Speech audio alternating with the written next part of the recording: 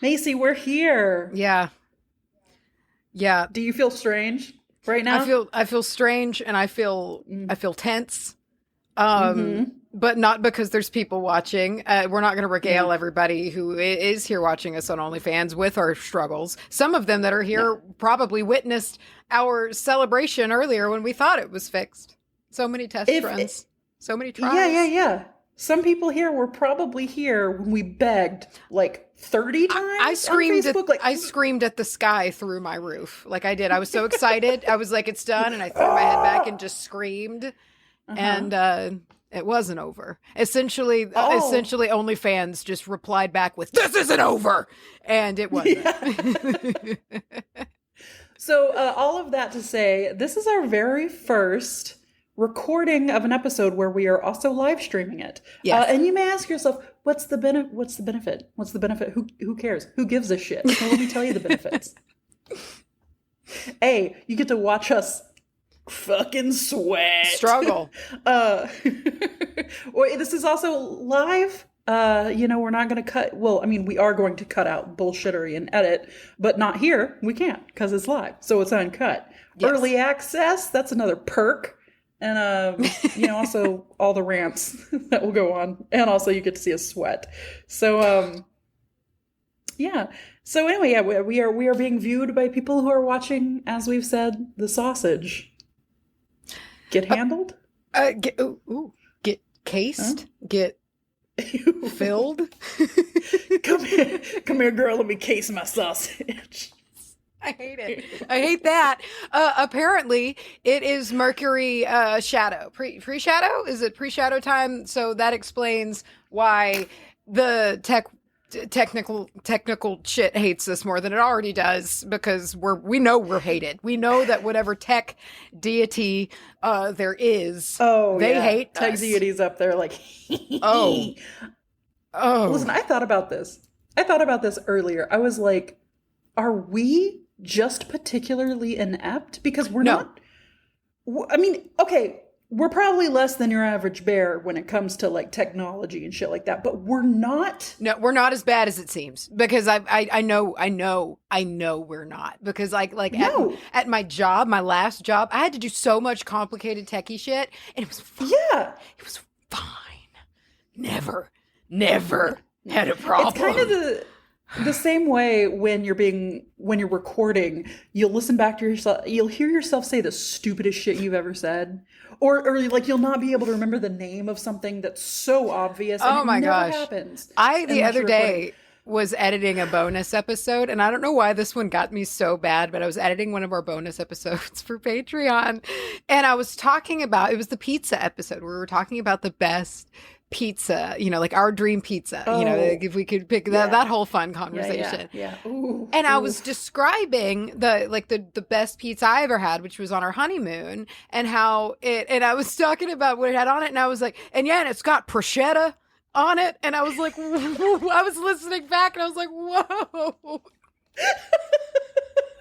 what was that? Dude, I know every once and again, the thickest Texas accent will come out of one of our mouths. And just listening back to it, you're like, the fuck? It wasn't even like phonetically correct.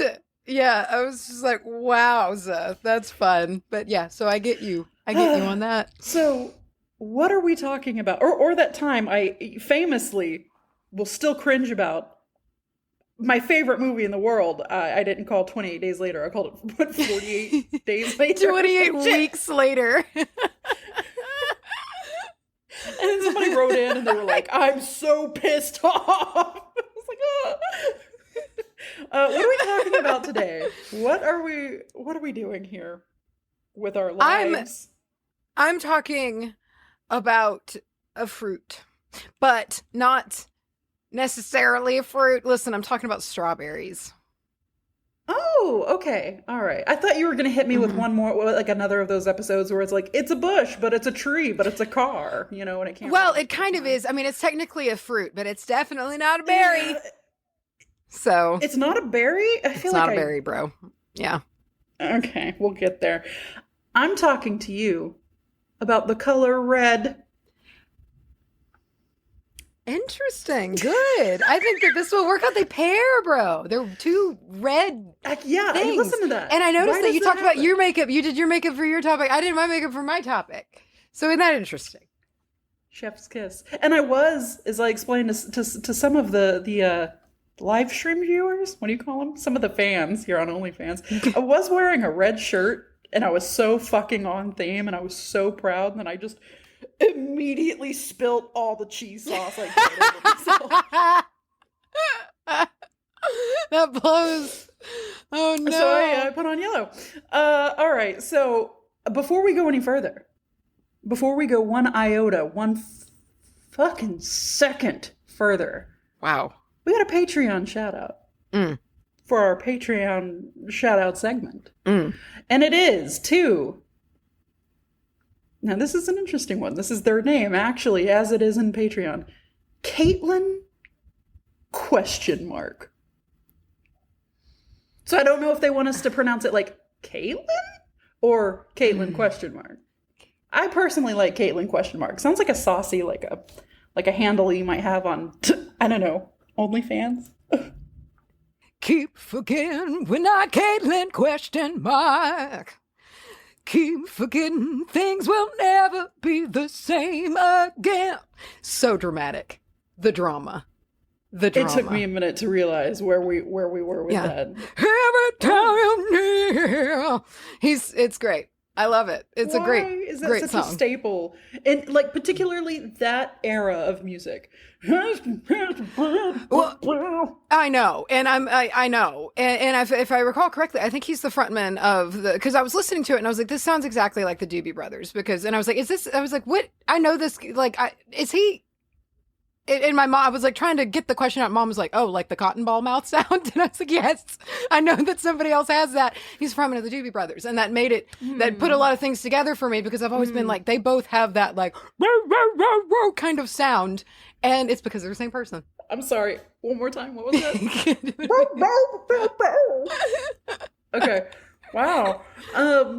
So yeah, thank you very much, Caitlin. Caitlin? So yeah, we're going to be doing a live coven wide, so that means you don't have to be a Patreon to get it. We're going to be doing that at 2:00 in the morning. That is Texas time, Central time. And I guess at that point it would technically be the 22nd. I guess, see, that's where I get confused. Yeah, it would but technically. Early in the morning, technically on the 22nd, 2 a.m. Texas time. That's going to be for everybody. And yeah, like we did this last year, and I remember setting it, like we went to sleep for a little bit and then set an alarm for like 3 or whatever. We started it at 3, I think, and carried it on out. This year, now last year we had this planned, but there was an incident. Just a disaster. And I ended up going home early. But this year we're gonna be together, and we're gonna do some Yuletime funness. We're gonna have some like wassail, some delicious bevies. Yep. And then I'm thinking just a fuckload of those stupid Christmas cakes, zebra cakes. I want to make some. I want to get. You know what I want? I want some of those bullshit slice and bake cookies with like the bullshit in the middle. You know what I'm talking about? That's supposed to look like something. Snowman, yeah, but it doesn't look like anything. Yeah. Exactly. It's like the SpongeBob popsicle that just looks like a monstrosity. It's the same principle. Yeah. And I could do, so I really want to lean into it, you know, and like really have a bunch of fun snacks. We should wear like Santa hats or I don't know, something festive. We'll do something. Yeah, and so I'm looking forward to it. I think it'll be a lot of fun. I want to light off the big ass bonfire pile that we have, and so like me, who's just like, let's do it. And I was talking to Hunter about it yesterday. I was like, yeah, we'll just light off the bonfire. And he was like, what? And I was like, yeah. He was like, no, we need to do that on like a rainy day in the daytime. He was like, that is a massive fire. And I was like, you don't want to just make a huge fire in the middle of the night. He's like, I don't think it would be bad. I don't know. Well, so we can pare it down and make like just a regular fire. Well, and we've got so much firewood. We've got so much firewood, and so it's we've got the pit, you know, and so it's like we will. Oh, It will be done fireside. Fireside. So don't worry. I'm going to talk to you about the strawberry, which sure wish you would. Surprisingly, there's a lot of folklore. There's a lot of history, and there's a lot of strains of plants named after the people that discovered them, or like made them, whatever. It's got all those quotation marks, but it's very fun, and it actually turned out being a good topic, or a very interesting topic to cover. And we have a friend visiting us in this. We may or may not have a friend visiting in this episode, but we'll see. We'll see if they decide to. There's to several show up. people it could be, and I've got my hopes high. Also, tell me, if you were to discover a bug or a new fruit or whatever, tell me you wouldn't want to name that bitch after yourself. No, I would want to name it something that people are going to be uncomfortable to say, like the Rudy Tooty Fresh and Wolf Fruity. Peach. Like, I like you're going to have to order waitress, that. She forced me to say that, right? Wouldn't it moons over my hammy? It was moons over my hammy. That's what it was. Yeah, I didn't want to say it. And I was just like pointing, and she's like, "You gotta say it." Okay. Okay, let's talk about the strawberries. So, I'm going to be bouncing back and forth here between the wild strawberry and the big, almost sometimes frighteningly sus giant strawberries that we see today in the grocery store. Those freak me. Yeah, they do kind of freak me out when they're too big. Yeah. They and I've watched them grow in my lifetime, which is part of the concern. Like, I've noticed, like, I remember, like, there was still, of course, you had like the perfect grocery store they strawberries. are like this big now. Like, they're the size of like a fucking baseball. Like, sometimes you'll get like a little pound thing, and it's like a third of the container is one mutant two strawberries. It's weird. So I'm going to be going a little bit back and forth talking about that, and the histories of both, because there is some interesting cultivation history. But a lot of the folklore, of course, is rooted in wild strawberries, because has been here around, and so native peoples would utilize them and create not only a lot of uses for them, but legends around them and stories around them. Because one thing that can be said about strawberries is that throughout humankind's history and contact with the strawberry, people fucking love strawberries, my guy. Like, they really love them a lot. Lots of love and lots of uses. Do you remember when Sam asks Frodo if he remembers the taste of strawberries and cream, and then Frodo just goes, "I don't remember the taste of food." He's just a fucking downer. He's a downer. He's a downer. He just brings the whole thing down. And I know he's got the ring on his neck. I get it. But I think the only reason he could survive the ring was because he was just as much of a downer as the ring was. They calibrated each other. They matched. Yeah. All right. So the garden strawberry is kind of like your cultivated strawberry, or simply just, your strawberry, right? And so it is a mix of Fragaria and Ananassa. We'll be talking about that later on. So essentially, Ananassa, looks like That's it. Lit. So essentially all modern cultivated strawberries come from like two grandparents, like they all come from the same place. That's not the same for wild strawberries. This is cultivated strawberries.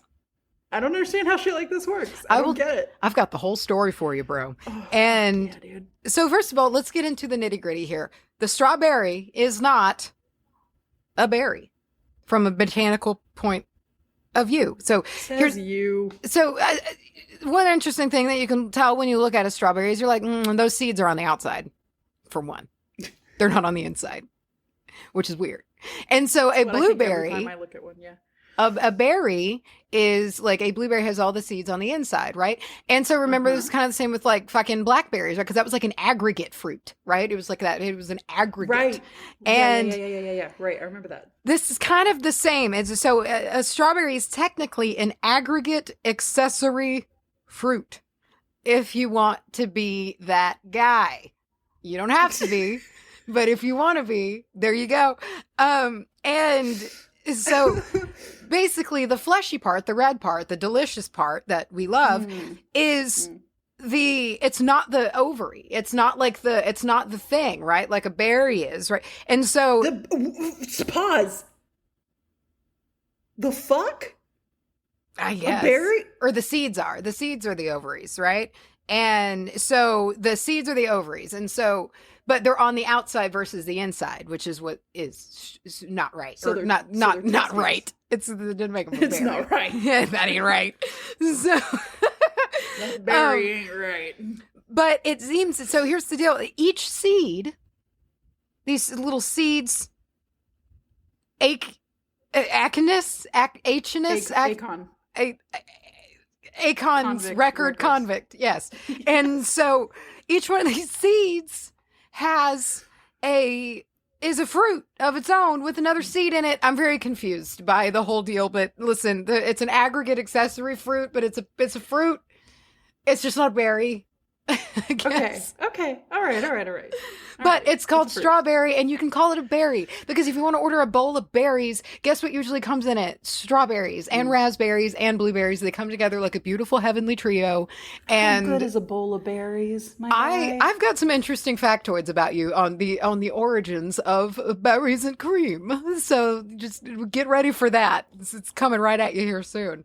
So the name of the strawberry comes from nobody really knows exactly for sure. But there's some theories, right? And the most widely accepted theory is that so when strawberries grow, particularly especially like the wide kind of, or the old wild strawberries, when they grow on the ground, just picturing like a big fucking wide strawberry. wide. And so when wild strawberries grow, particularly, and also other species of cultivated strawberries, they kind of crete. They're low to the ground and they produce via runner, and the berries just kind of look like they're strewn about. If you have like a patch of strawberries that have just been allowed to just go on, and so it is believed that it was eventually strew berries because they looked like they were strewn all over, and that got just kind of turned and twisted around over time to strawberry. Because there's the myth that it's because they like to grow on straw, but the thing is that that's more of a modern cultivation technique, and they've been referred to as strawberries way before then. So it doesn't seem to have anything to do with that element. And there is another theory that they used to string them together with straw, like on cool little garlands to sell, but it doesn't seem like that's the widely It agreed also upon seems like answer. that would like make the berry weird. Like it would like bruise it. Like it would just not be. I feel like it puts all of a hole in a banana. It will. The strawberry is a sealed thing, and I feel like when you puncture it, you're just trying to get all of the rot in it faster than you would have otherwise. Yeah, but how cute would a little string of strawberries be? Really cute. I know. I was like, I like that. That's cute. So, brother, I had strawberry milk for like the first time in forever this morning. You don't like strawberry milk? I don't like strawberry milk. I don't. And I like strawberry flavored things, but strawberry milk is too much for me. I love it. I like chocolate milk, but for some reason strawberry milk is sweeter than chocolate milk somehow. And the syrup, because I got the syrup. It's different because you know chocolate syrup, like Hershey, that you put in your. Did you get the milk red bottle, like the Hershey's red bottle of syrup? I sure did. Wow. And when you turn that bitch upside down, you know how chocolate syrup is like thick, viscous. Yeah. Strawberry shoots out of there like water, and it's extremely off-putting. And I put it in my oat milk, and it was pretty good. I'm glad you had that moment for yourself. I did. I am. And I kind of went, oh, when it came out. Yeah. So get this, bro. Wild strawberries grow on every continent except for Africa and Australia and New Zealand. I guess that means they grow on Antarctica. And I'm stunned. I'm stunned by that. And I feel like they would probably. That can't. What? I don't know about it. It was weird. I feel like they should have probably included it. That's so strange. Also, it's like, okay, I didn't register it when I took when I did this research. It didn't stick out to me as strange, but now in reading it, I'm like, what on earth? Well, I mean, they do. Do they like a colder climate? They do. No, they're summer berries. No, they do like it on the cooler end. They're But about not harvest like time and Antarctica done. I didn't think anything could handle and maybe they just assumed that you knew. They were like, I don't need to list Antarctica because fucking everybody knows that. usually on the list. Yeah, maybe. Yeah. So there's all kinds of different types of wild strawberries, and some taste okay. Some don't taste like anything, and some aren't even really red. They're just kind of like small little like white berries, or I've seen the little white ones. Yeah. And like they just and some are good, and they're much smaller than your standard grocery store strawberry. I mean, they're like, you see. Yeah, they're like little teenies, little bitties. Yeah. Some are bigger than others. There was a strain that we'll talk about in a bit that came out of Chile that was larger and kind of helped jumpstart the process of the cultivation process. The wide. So although strawberries have really, in the grand scheme of history, you can say recently been cultivated in Europe and other Western cultures, really beginning around like, it seems that there's stuff way on back, evidence of different peoples using strawberries up into like beyond 2000 BC. I believe that was in Asia that there were medicinal uses recorded on, for the strawberry, because there's a lot of those. The strawberry is a fucking vitamin C powerhouse. And it was very common across multiple cultures to utilize the strawberry in just healthful tonics or using it in medicine, even the leaves for different purposes.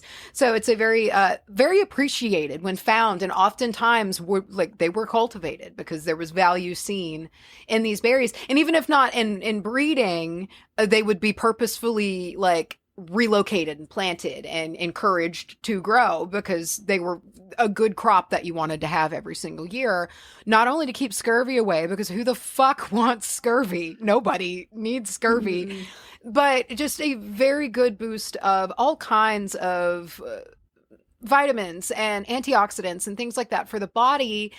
To where back in the day, you didn't have vitamins. You had to get all of your minerals and all of your nutrition from the land. And having something packed so full, also with an energizing burst of sugar and flavor. Ooh. Flavor, my guy. Like, that's nice, you know? Yeah. So they were just very, very, very, very appreciated. Did you ever smoke the leaves? I never have, but I've always heard, like, if you, like, dry out the leaves on a sheet in the oven and smoke them, it's basically the same as pot. But I've never done it because I feel like somebody's lying to me as a joke. I did it in like high school age, right?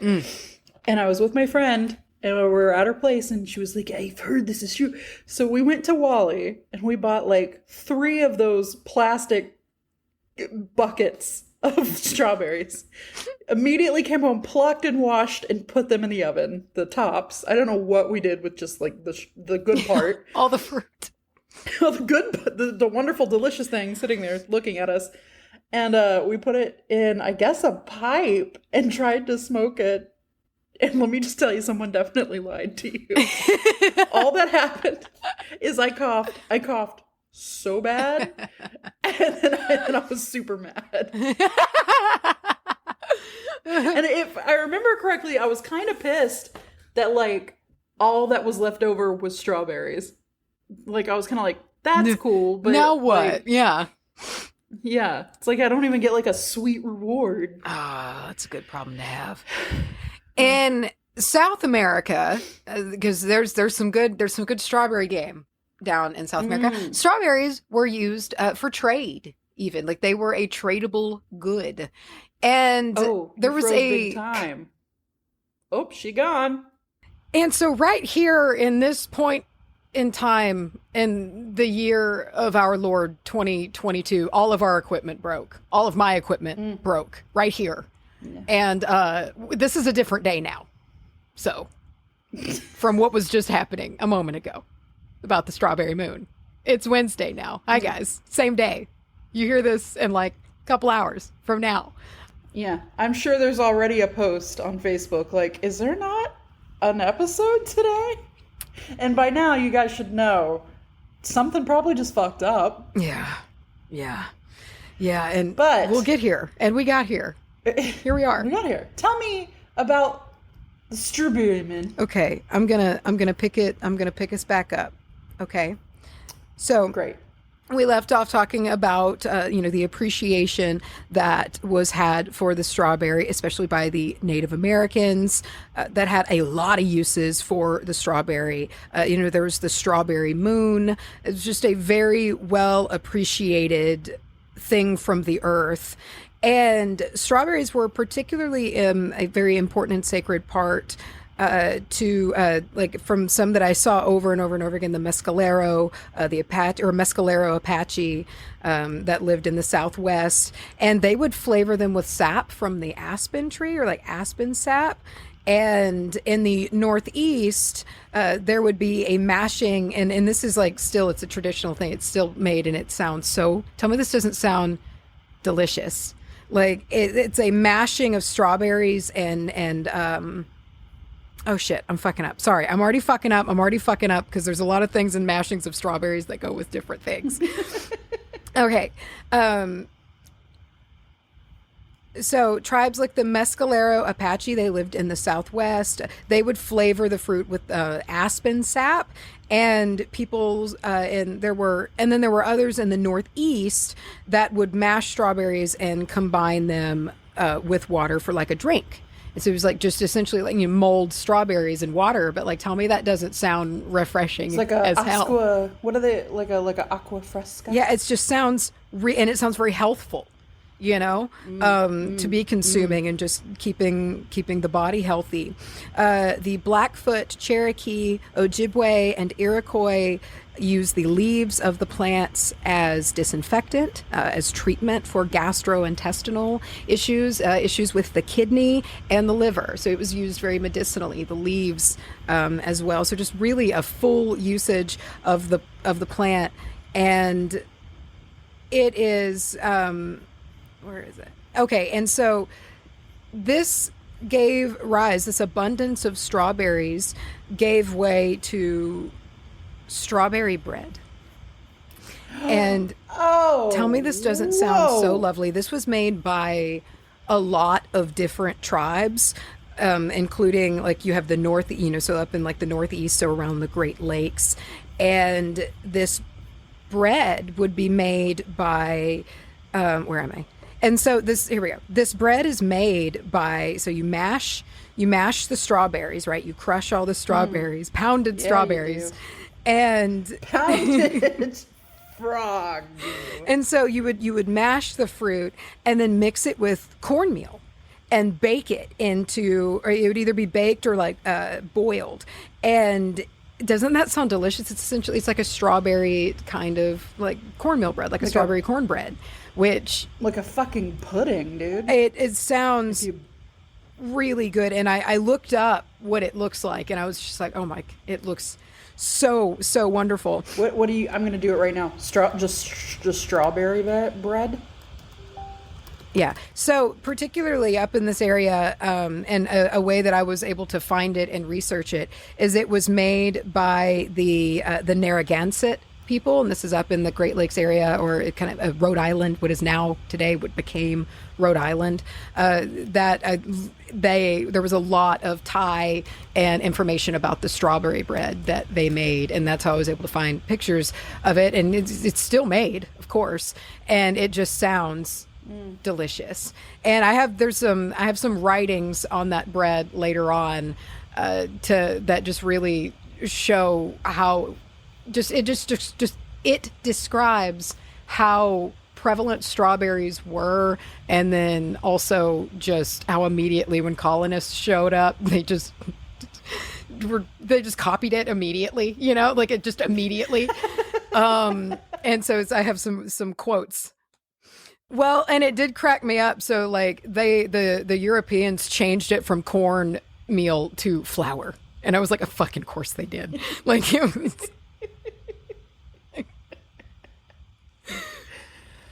All right. So anyway, God. Yeah. So there's quotes and whatnot, and more information on that later, because my timeline is kind of tricky for these notes. Like I wanted I wanted to set the scene for the wild strawberry, right? Which is where we are. We're talking about the wild strawberry here. These are indigenous peoples using native fruit from the land. And so we're going to be getting on here into into the modern. How did we wind up with these big ass strawberries that we have now in the store? Strawberries. Wide open, man. They're huge. Oh, yeah. And I have questions about them. And so we're going to talk about them.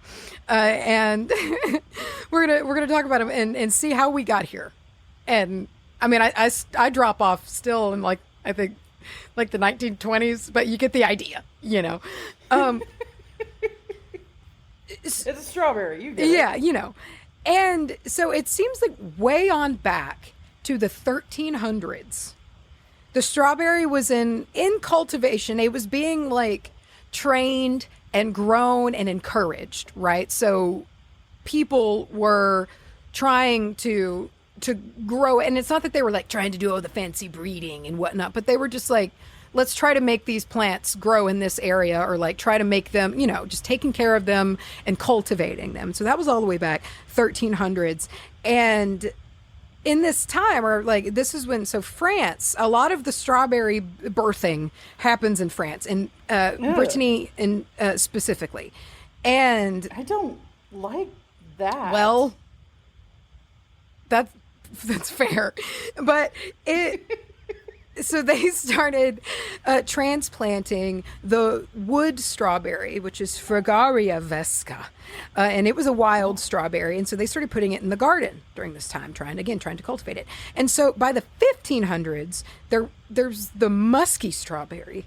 I don't know why it's called that, and its name is Fragaria moscata or moschata, and it was being cultivated pretty commonly in European gardens by the 1500s. So by the 1600s, you have this strawberry that colonizers find in Virginia.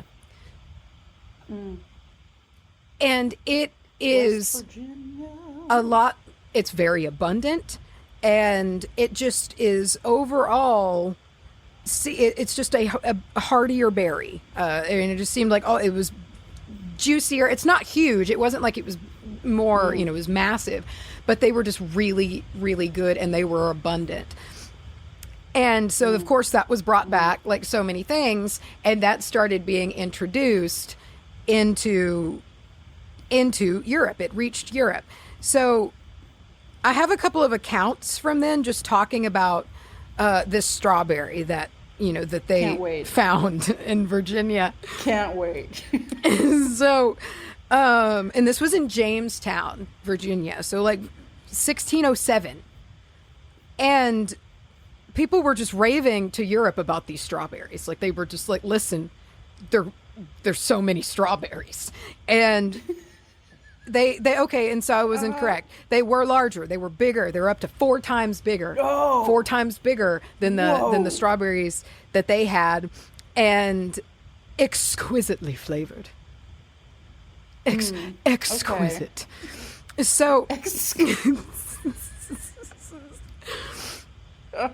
and there was another account that said it was quote, impossible to direct the foot without dyeing it in the blood of this fruit. So just say you stepped on it. I know. Yeah, I listen, I love a flowery, quotation, like just like the next bitch, but come on. Yeah.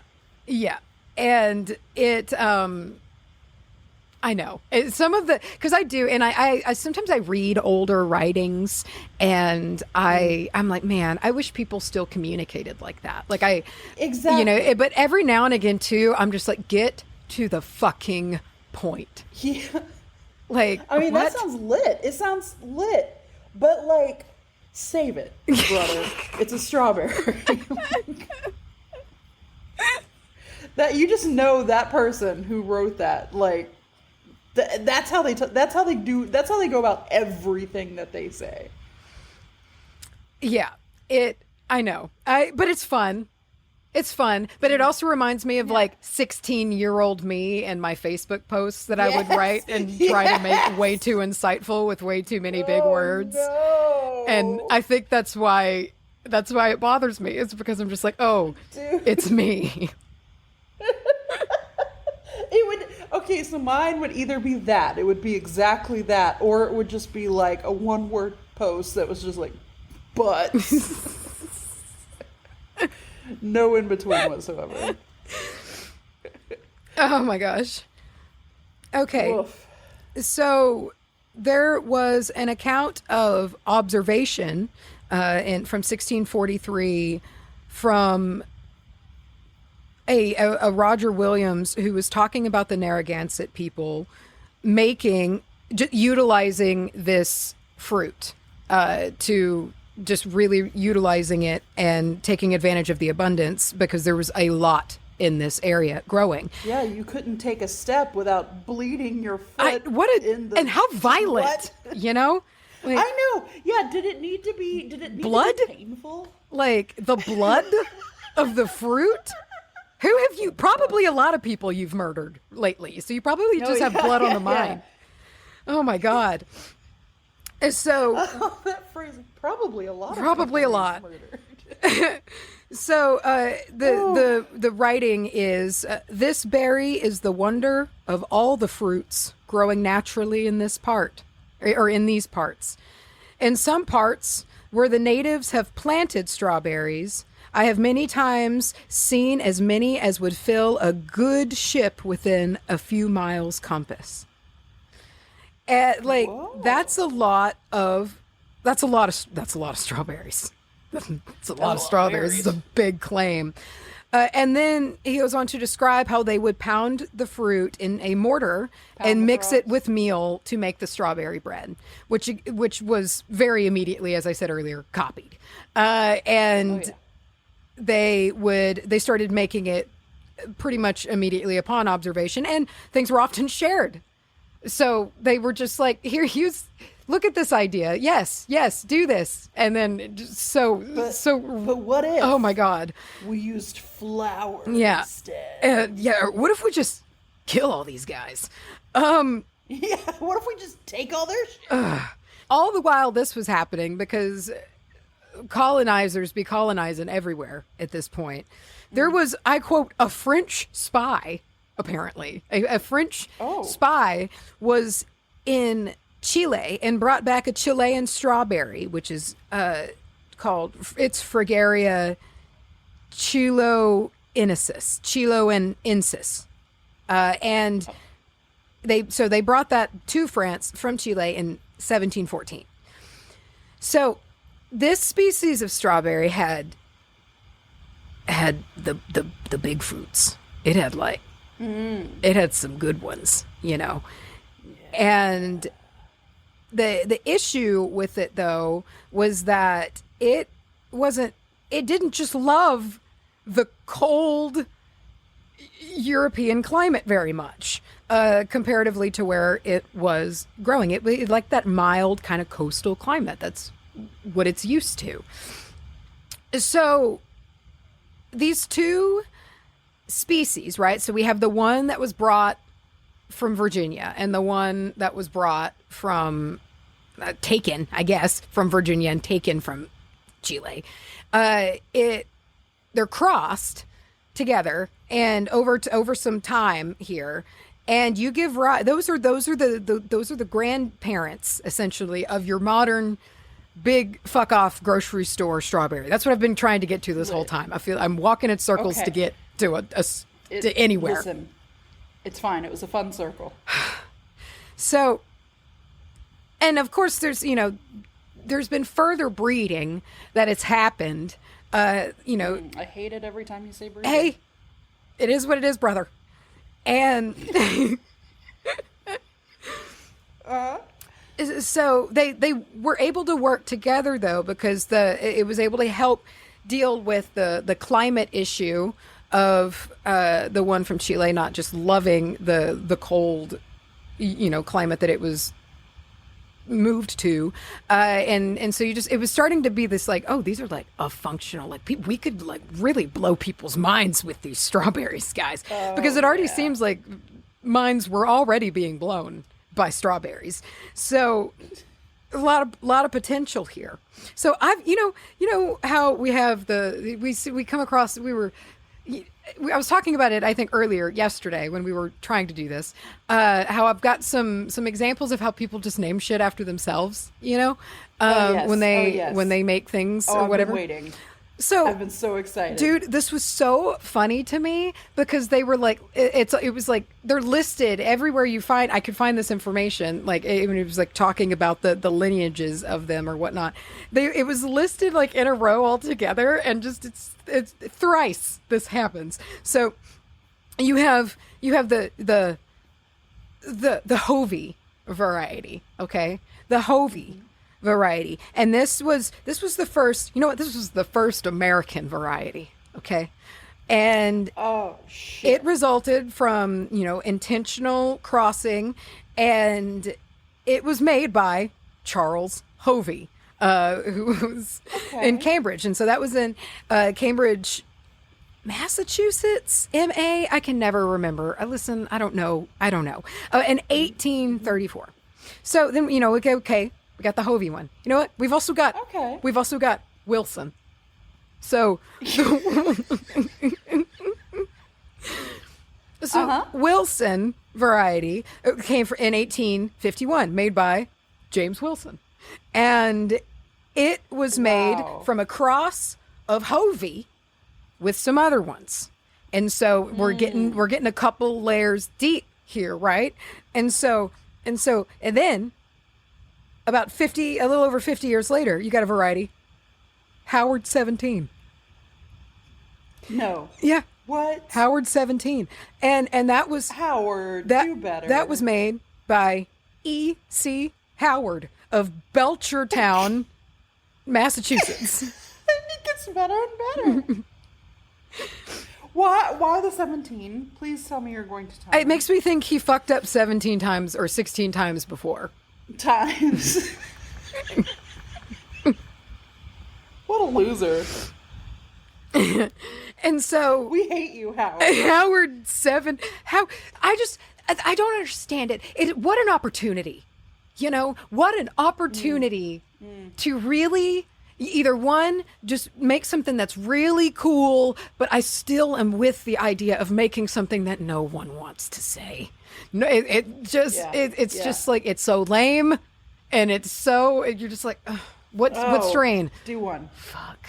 I don't even know. I know. I'm racking my brain. It would brain. take me some time. Like and you know what? I would take that time instead of just calling it Macy 45, because I think that's fucking lame. Do better. I think it would, for me, it would have to have something to do with sex, because people are very uncomfortable to just, so I think it would be like either a body part, but it would be like, when people have the last name Sexton and we're just supposed to ignore that and not talk about it. Like, it would be like that. It would be like, it's not like the Titberry, ha ha ha. It would be like the Titulus or something, like it would be something that's not sexual on the first layer, but like it still makes you uncomfortable. Yeah. Just I mean, you'll even feel those tingles in your cold dead ghost body. Like every time somebody says it, you'll just be like, I made you say that. You're welcome. I know how uncomfortable you are. Oh God. And so I feel, Charlie, I feel strange. Oh no! Oh no! Something. What's happening? Macy.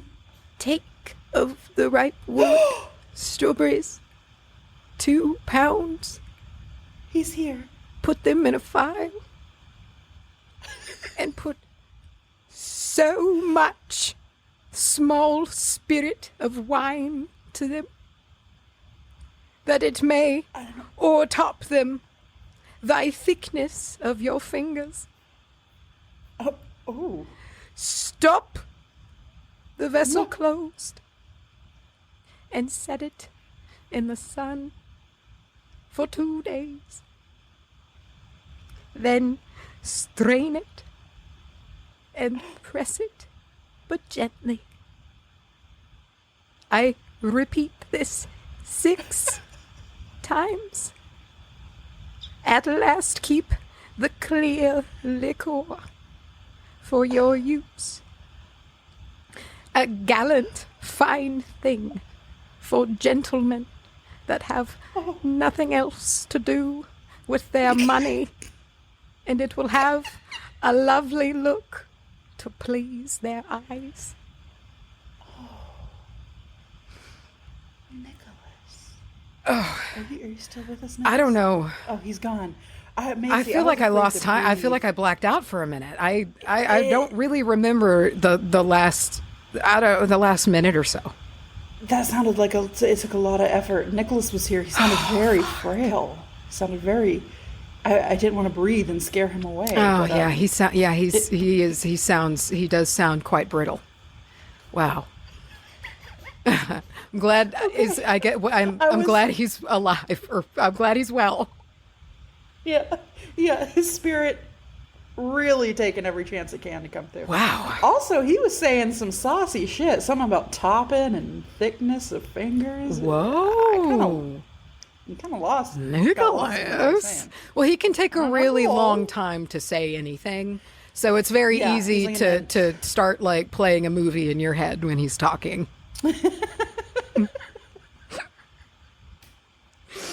I'm so enraptured by his voice when he comes through that it's like I feel like the meaning just slides off my back.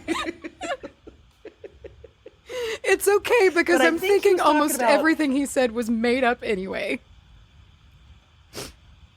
That's the thing. With Nick, you're getting a real 50. You're getting an opinion piece, which I feel like we just got. Nick. I feel like Nick's giving you an opinion piece, talking about rich dudes, or he's spewing facts at you that you're like, did you make that up? Yeah. Oh my God, his shortened name could just be Nick Pepper. How cute is that? Oh no, Nick Pepper. We got a sketch. Somebody sketch Nick Pepper.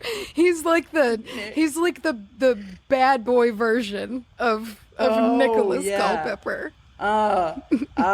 Sexy. He wears jeans. Oh yeah, I feel like Nick Pepper would wear a codpiece. Oh fuck! Over his jeans. I'm really insistent about them jeans. So, we have Virgil from Rome, and I swear, fuck off, Virgil. We You're can't not as good as Nick. find enough. I can't find any sort of writing that is applicable to my topic from Rome that is not about snakes. I don't understand. They're always about snakes, and it's at this point, it's ridiculous.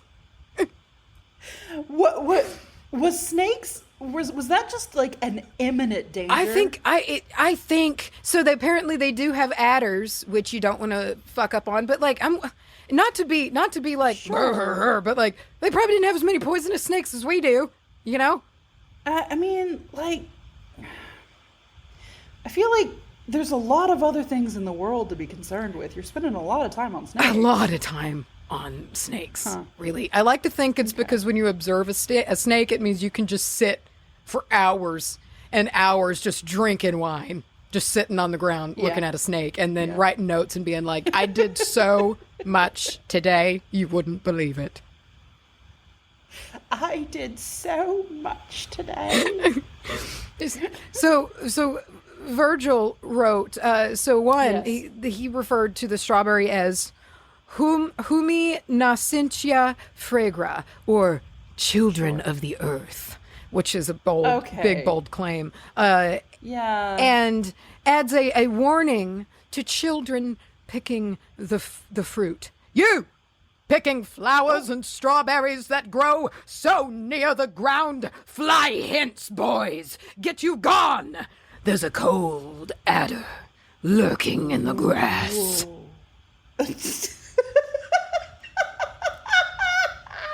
Okay.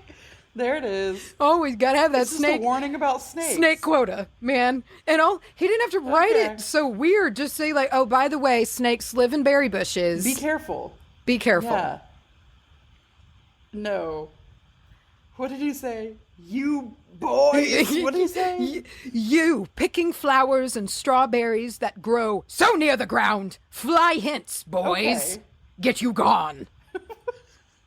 Fly hence, boys. Get you gone. I like fly hence, boys. Can we all adopt that as like, instead of like telling someone to fuck off, can we just be like, get you gone? Yeah, fly hence, boys. Get you gone.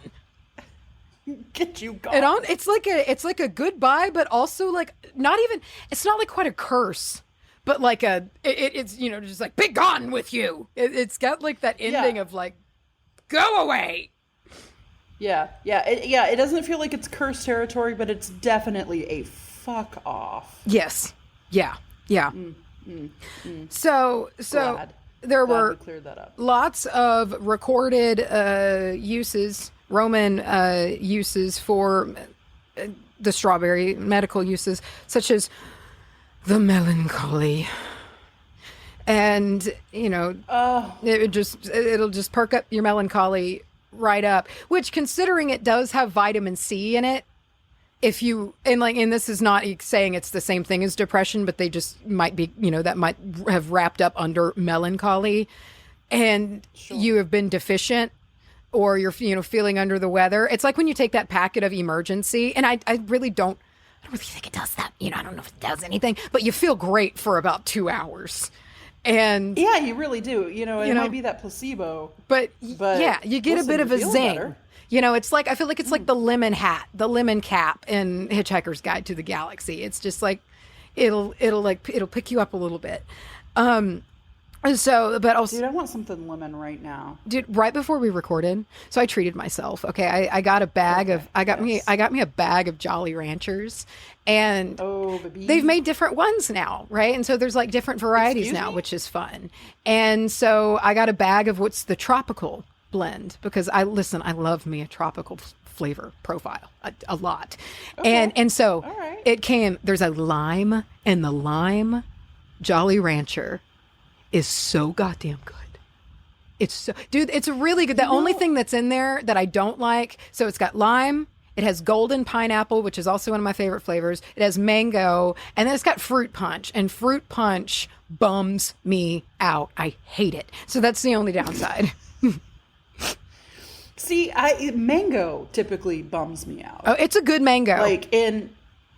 See, you get what I'm saying though. There's you get a real half C chance on the mango flavor. Yeah. You also get a real half C chance on a lemon, because it's like sometimes it's lemony, sometimes it's floor cleaner. Yeah. But lime. Yeah.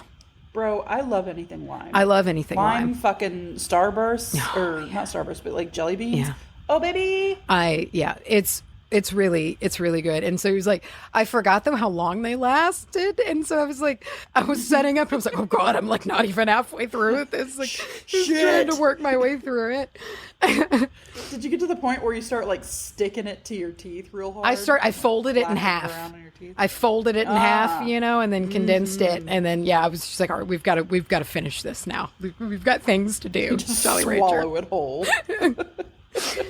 So, on top of that, so fainting, all inflammations, all of it, fevers, throat infections, kidney stones, halitosis, gout, and blood disease, and and liver problems, and spleen issues. This sounds like you took all of the body parts, put them in a hat, and then was like, pick 15. Mm-hmm. This is what it helps. Mm-hmm. Mm. So there's this is just a factoid for you. I have a few factoids for you before we get to the metaphysical. Okay. Are they fun? They are fun. They are Great. Fun facts for you. So we have Madame Tallien. Apparently this was someone who was in the court of the Emperor Napoleon. And so her whole big thing that she's famous for is that she would bathe in the juice of fresh strawberries, and apparently, God, you would be so sticky. It took 22 pounds per basin. That's a lot, and that's so wasteful, especially in a time when there's not like nearly as much of an abundance as there is now. Dude, that is so much strawberries. That is so much strawberries to just end up with a yeast infection. That's a lot of sugar. Yeah. Mm-hmm. And I know the vitamin C was probably, it's very good for the skin, and that's probably what the noticeable effect was. But like, I feel like that's an extreme. Bathe in milk, it'll be fine. It's at least a bit more normal. You could float some like strawberry slices in the milk. Find a middle ground, like you don't have to do this. So let's talk. You're rich. We believe you. Yeah. Thank you for really driving it home, Madam Talion. Okay. So let's talk about the combination of strawberries and cream. So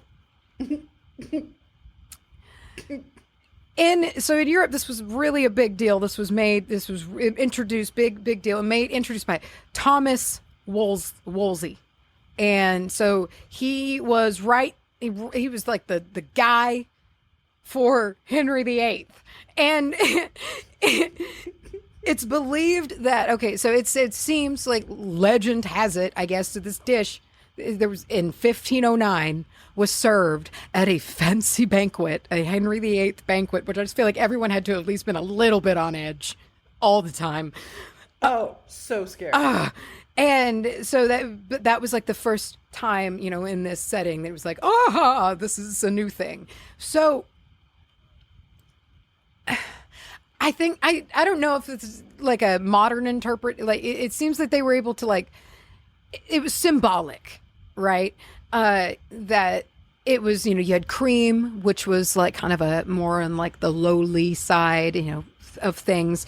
And then like you had the fruit, which was kind of a rich people thing, like fresh fruit. Ooh. And it's united. Yeah. And it's this combination of like, yes, we have everything and won't let you have anything, but look how the same we are.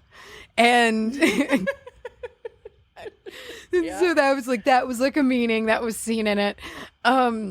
And so here, for some reason, and it seems at Thomas's place, right, he would serve it at tennis matches. And that started to become a thing.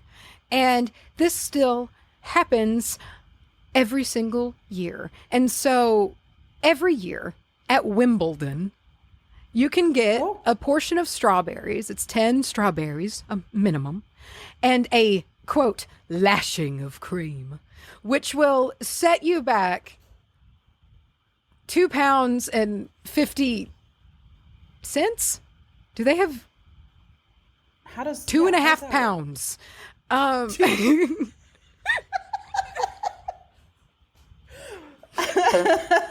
Oof. If you can't measure your money in cups, we don't know what I don't know what to do. So how many cups of pennies is that? Yeah, how many centimeters is in a pound of dollars?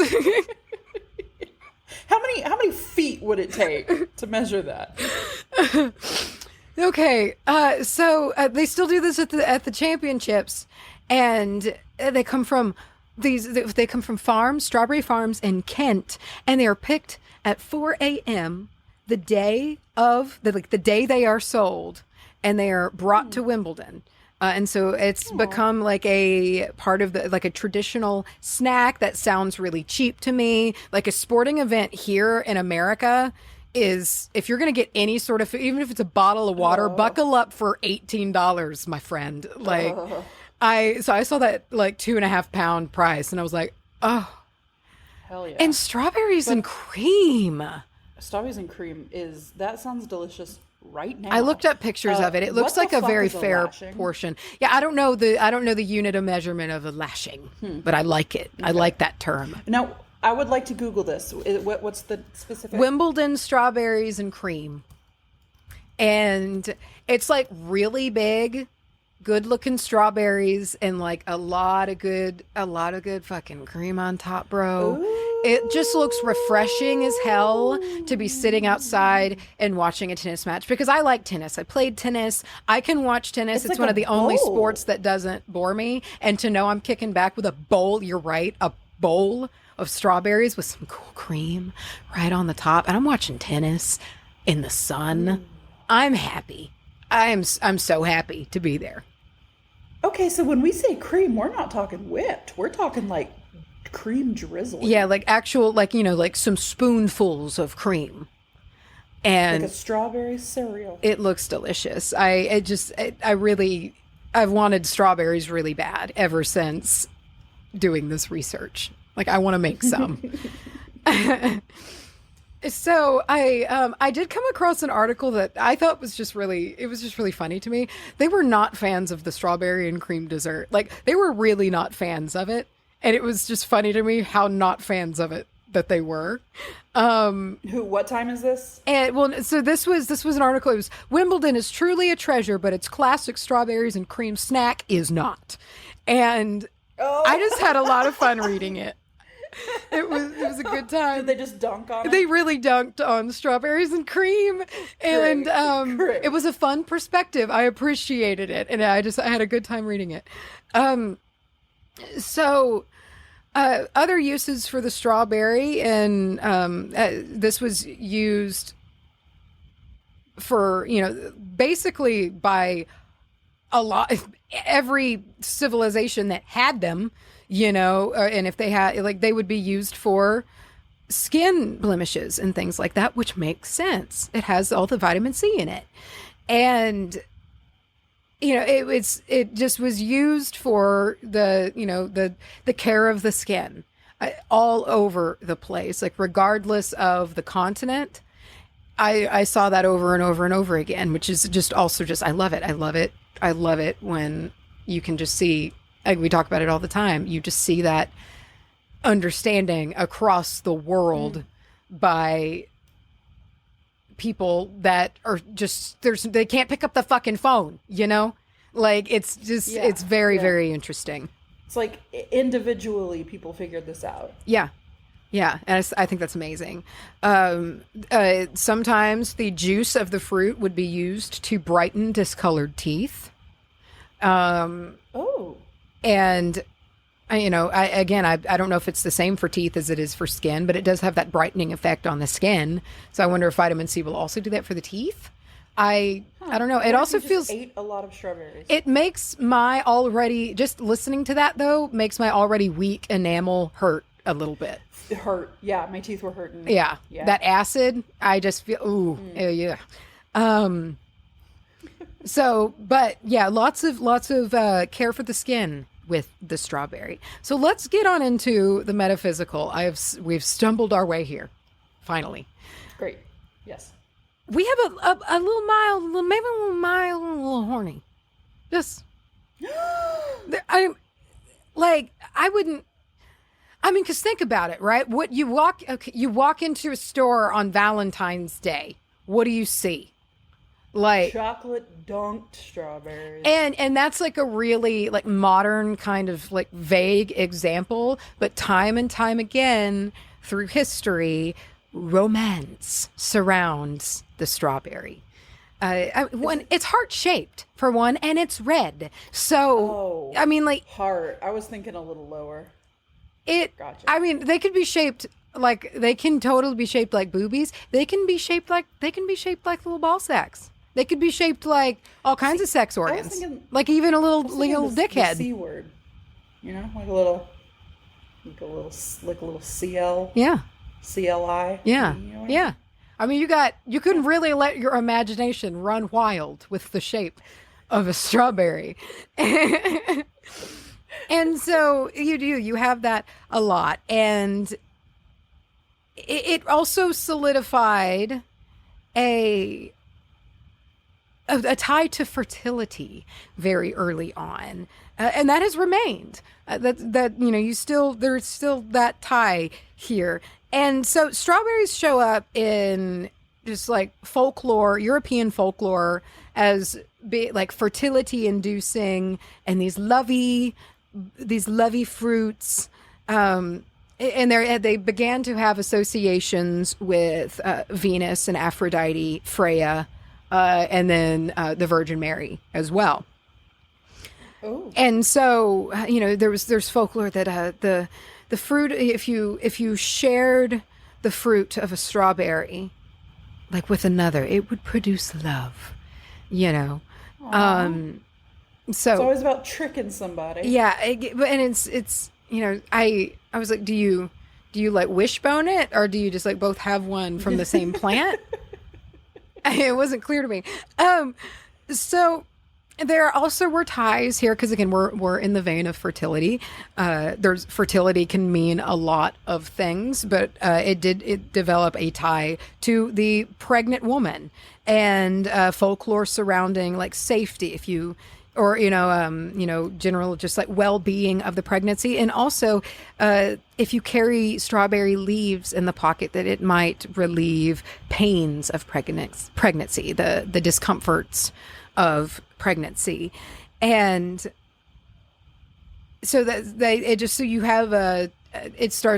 do have an association of the strawberry with the upcoming mom, and because so many things, like your whole fucking life depended on a healthy pregnancy back then. Like, and so there is so much folklore surrounding charms and just general safety, good healthy pregnancy, good delivery, and it just makes so much sense because wow, like dire circumstances. I would listen. I'm not trying to necessarily give birth now in the modern era, but back then, oh boy, yeah, you're tying. No, I don't like it. It's literally a gamble, like, and it's one that you don't even have a choice of. Like, it's just a gamble that like you just get every fucking 10 months.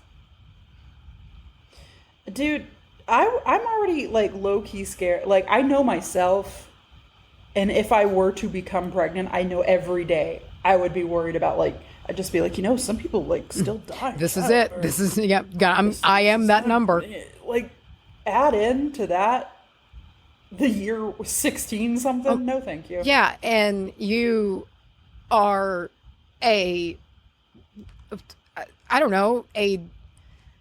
fucking whatever insert terrible job that they had to do all day long on top of everything else. It's just like, it was very intense. So it just, you just had to sit around pounding frogs all day long. And so yeah, it always makes sense to see all of that folklore surrounding just general well-being. In Bavarian folk tradition, specifically, strawberries were gathered up and hung on the horns of cattle. Like they were put in little bags or little woven baskets, and they were put on the horns of cattle so that it would, as an offering to the local nature spirits, as like a, hey, like, here's this, don't kill our calves, please. And please let our milk flow. That'd be great. And so it was an offering to the spirits of these strawberries.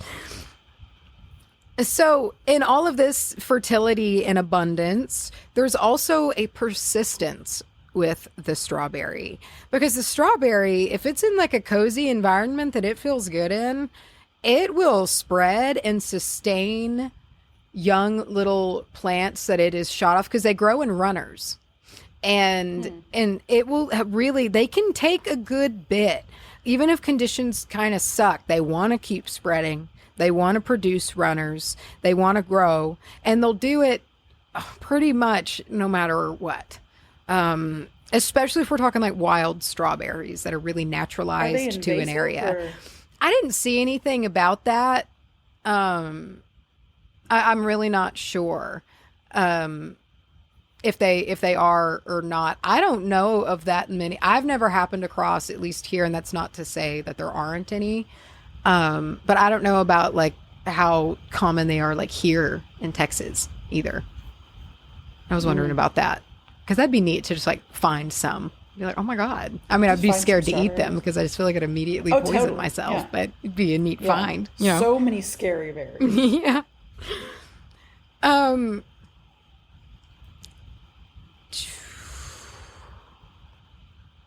So this can be applied to like a lot of aspects of life. So not just like birthing a whole shit pile of babies. Birth. At its root, it's a determination to just keep going, keep spreading, keep growing. And which is really useful energy to have, even if it's creeping, because that's what the strawberry does. It's low to the ground and it's creating little runners and it's creeping forward. And sometimes you just kind of got to go forward at a creep, you know? Sometimes you got to creep. Sometimes you got to creep. And this is just a good energy to work with when you need to be creeping. And there's something to be said about the creeping stage, you know? Like it can be kind of nice. It just be like, find satisfaction in forward motion, even if it's a little bit every day. And that can be a healthy state to be in when you need to be in it. So, and it's fun to just it's fun to creep. It reminds me of when you're in like a pool and you can be down to your shoulders and like creep around, you know? Oh yeah. Do a little crab walk. Yeah, I love it. It's the best. So the strawberry is also ready to go. It shows up early in spring. It's shaking winter off. It's shooting flowers out really fast. Like it is ready to grow and produce abundance. It's also a perennial.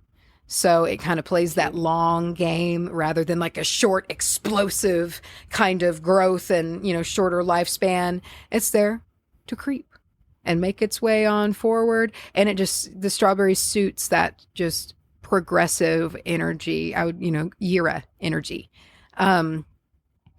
The strawberry is tied to water, the element of water, and you can use it in watery type spells or some if you are working perhaps like I don't know if you associate the moon with water, you can use it in spells like that. Or if you're just doing watery type work and you're emotional meditation, put a little strawberry on your heart and do a little meditation with a little strawberry just sitting there. Just lay down with it on your tip. That's so sweet. Yeah.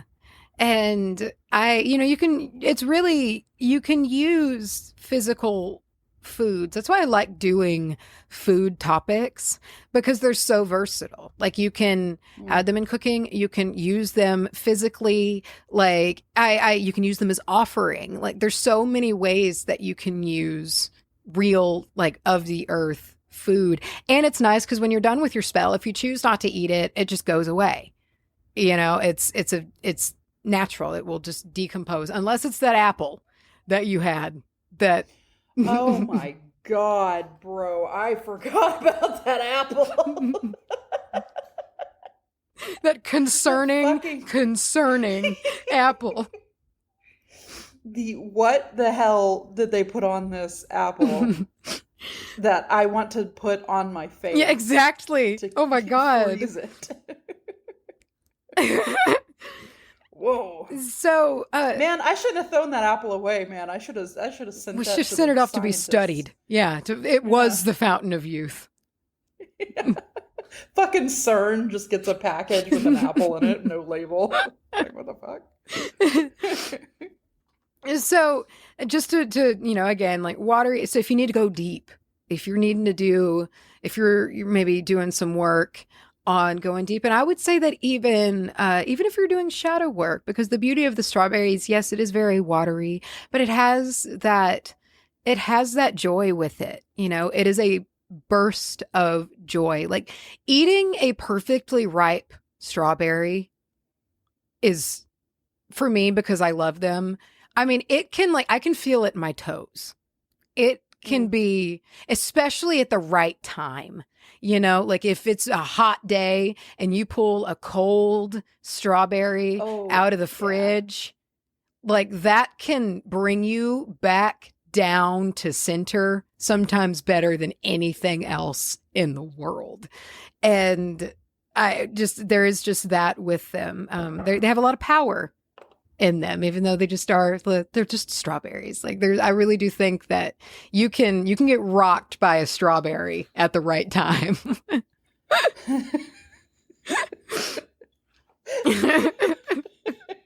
But okay, adversely, counterpoint. It's very disappointing to get a bad strawberry. It is. To get one that tastes like nothing. That is devastating. Yeah. Like, or it's like kind of fibrous. Yeah. It's mealy. Just like, it's too big. So yeah, something has gone wrong. Yeah. Yeah. And you got to time them right. The downside to strawberries, especially fucking organic strawberries, man, you better eat those fuckers that day, especially living here in Texas where it's really humid. Like it just, you got to move. Like you gotta get through them. But man, the best. I love it so much. You gotta move. You gotta move. So, man, and then so we open up the door of kitchen witchery with strawberries. And you open up that door and you are in a endless space of options here because they are so versatile on how you can employ them in dishes and in drinks. Like they can be laced entirely throughout a meal. You can have, you know what? Laced. You can have some strawberry wine to start the meal. Have you some strawberry wine or a little champagne flute with some little cut strawberries in it. Just starting it out. Aww. So it's like you're already saying you can incorporate them in every aspect. Or like strawberry cocktails. Get you a fucking strawberry daiquiri because it's fucking delicious and enjoy it. Dude, a strawberry daiquiri. Talk about getting rocked. Getting rocked, especially, I repeat, on a hot day. On a hot day. And you know what? I never think about it. I never think about a strawberry daiquiri until I have one. And then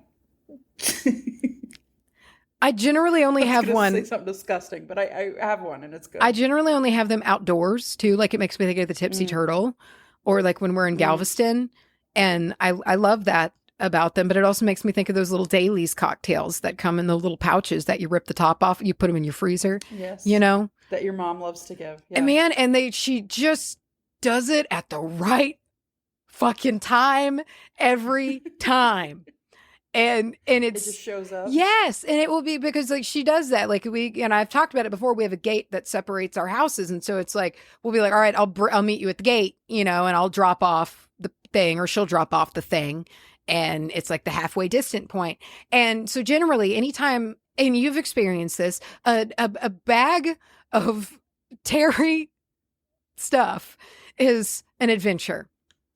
And it's a real grab bag experience. It's fun. You get some candy. Oh, you always get some candy. You get maybe a Dailies. And that's the thing. You'll be like, oh, hey, damn it, I forgot my phone charger and my jacket up there. I need to get that. Okay, I'll meet you at the gate. And coming to the gate, you see like a decently sized brown paper sack. And then in that you will find what you went there for. But you'll find a handful of candy tossed in there. Probably a bath bomb or a candle. Oh, generally a candle. That's you'll just like a votive. Like a votive yes. will be in there, which is witchy as hell. Or if it's like an actual present, like a birthday, Christmas yeah. I know where you're going with this. Sweet Yankee candles. Yeah, man. And like so many fun things, like, and at the bottom, like Pop Rocks. Sometimes there will be Pop Rocks in there. It's like, whoa. But like at the bottom, you will find 2 Dailies cocktails in a bag, buddy. And it will be like a pina colada and a strawberry dac. Man, and they're just I put them in the freezer, and I'm like, I'm I'm coming for you on the, you'll know when it's time. You'll know. You'll feel it. It'll sniff the air and go, it's time. And I love that. I love that so much. That was a departure, but listen. Yes. Strawberries in beverages are really endless options there. You can have a lot of fun. You can mull your straw. You can mash them up in a mortar and pestle, right? And you can mix them in. Oh. Like just mixing that in with like a fucking Sprite sounds good. Ooh, to me. that like, actually does sound because I don't, really you know, good. like if you don't do alcohol, like Yeah. that sounds good to me. Yeah. Like mulled mashed little fruit in drinks and like herb mulled anything. I really big fan. So, but then, you know, you can get on, it just keeps on going. You have your desserts. You can put them in dishes. You can make one of them salads with like the strawberries and the blue cheese and the candied pecans and shit, you know, as like your appetizer. And you've got that, which I love those salads. I love those kinds of salads so much. They're so good. And they have like the dried cranberries I on like them. a salad with with an element of a strawberry or a cranberry, something sweet. Yeah. Something that makes it almost It's a salad, treat. you It's a know? treat salad. You have strawberries and cream. You have strawberry shortcake, strawberry cheesecake. You can, I mean, it can be all the way into the desserts. There's strawberry bisque, brother. I mean, so you can plan a meal around the energy of the strawberry. And again, there's different things here, like, and that's why I call it a mild little horny, because you can take it that way for sure. But also it has that element of abundance, of perseverance. And there's just an energizing element that comes with the strawberry. You know, it's kind of zingy. Like a good strawberry is the perfect mixture of sweet and sour. And it just kind of stimulates all of your taste buds. And I just feel like you get that with that magic that surrounds the strawberry. It is stimulating, but in a really sweet way. It's that creeping pace. It's not a sprint. It's like, no, we're moving, but like we're chugging, you know, we're chugging. Creeping. We're creeping on. And I sometimes think, especially if you want to start something, like you're just like beginning a spell or like a period of working, or you just feel that you need a lift in this specific area. You know, you're just feeling like you need help in that, like, all right, you need to keep on moving forward and not be getting weighed down. Do a whole meal like this. Kitchen magic can be, to me, because it's from the inside out, you know, like in a lot of magic, you are giving, but this is giving it to you first. You're consuming the magic inside of your body so that when you give it, not only is it going to be, I think, because I've experienced it, more potent because you've gone that extra layer deeper of just kind of joining with the essence of this thing. But like, I don't know, it feels more ritualistic to take it in a step like this. And so I don't know, I'm just a big fan of kitchen magic. I care a lot about food, and I care a lot about like the, you know, what I make and things like that. And so I love to intuitively, but also just like intentionally, sometimes when I need a reset, be like, all right, I'm going to pick this thing and make a whole fucking day about it and just lean into it. And I feel like you like soak it up in your cells and then you can use it. Soak it up in your cells is my favorite thing. Yucky. So you know what? If you throw a strawberry party, throw a whole little party. Everybody can bring, like, somebody can bring the dessert.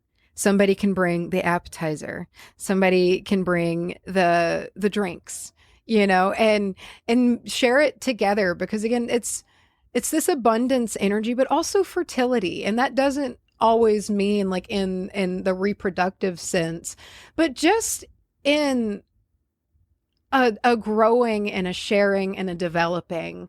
And I just sometimes sharing that with your friends can just be a really energizing thing. You know, as a solitary practitioner, I can feel sometimes a bit, and it's not because I don't have any other option, but I do get a bit isolated and don't always realize how much I love and pull from other people's energies. But at the same time, I'm not comfortable always with doing rituals around other people. But doing something like this is a middle ground, right? Because you're not necessarily all like, you know, if you're uncomfortable around others, like doing an incantation together or doing anything like that, you all in your own separate spaces made this with intention, and you're bringing it all together. And from start to finish, you know, do it course style. You work your way through each other's input magic. Oh, course. Did you say do it horse? Course. Course. No, do it. All right. Mix it all together in a bag and hook it on your ears. Okay.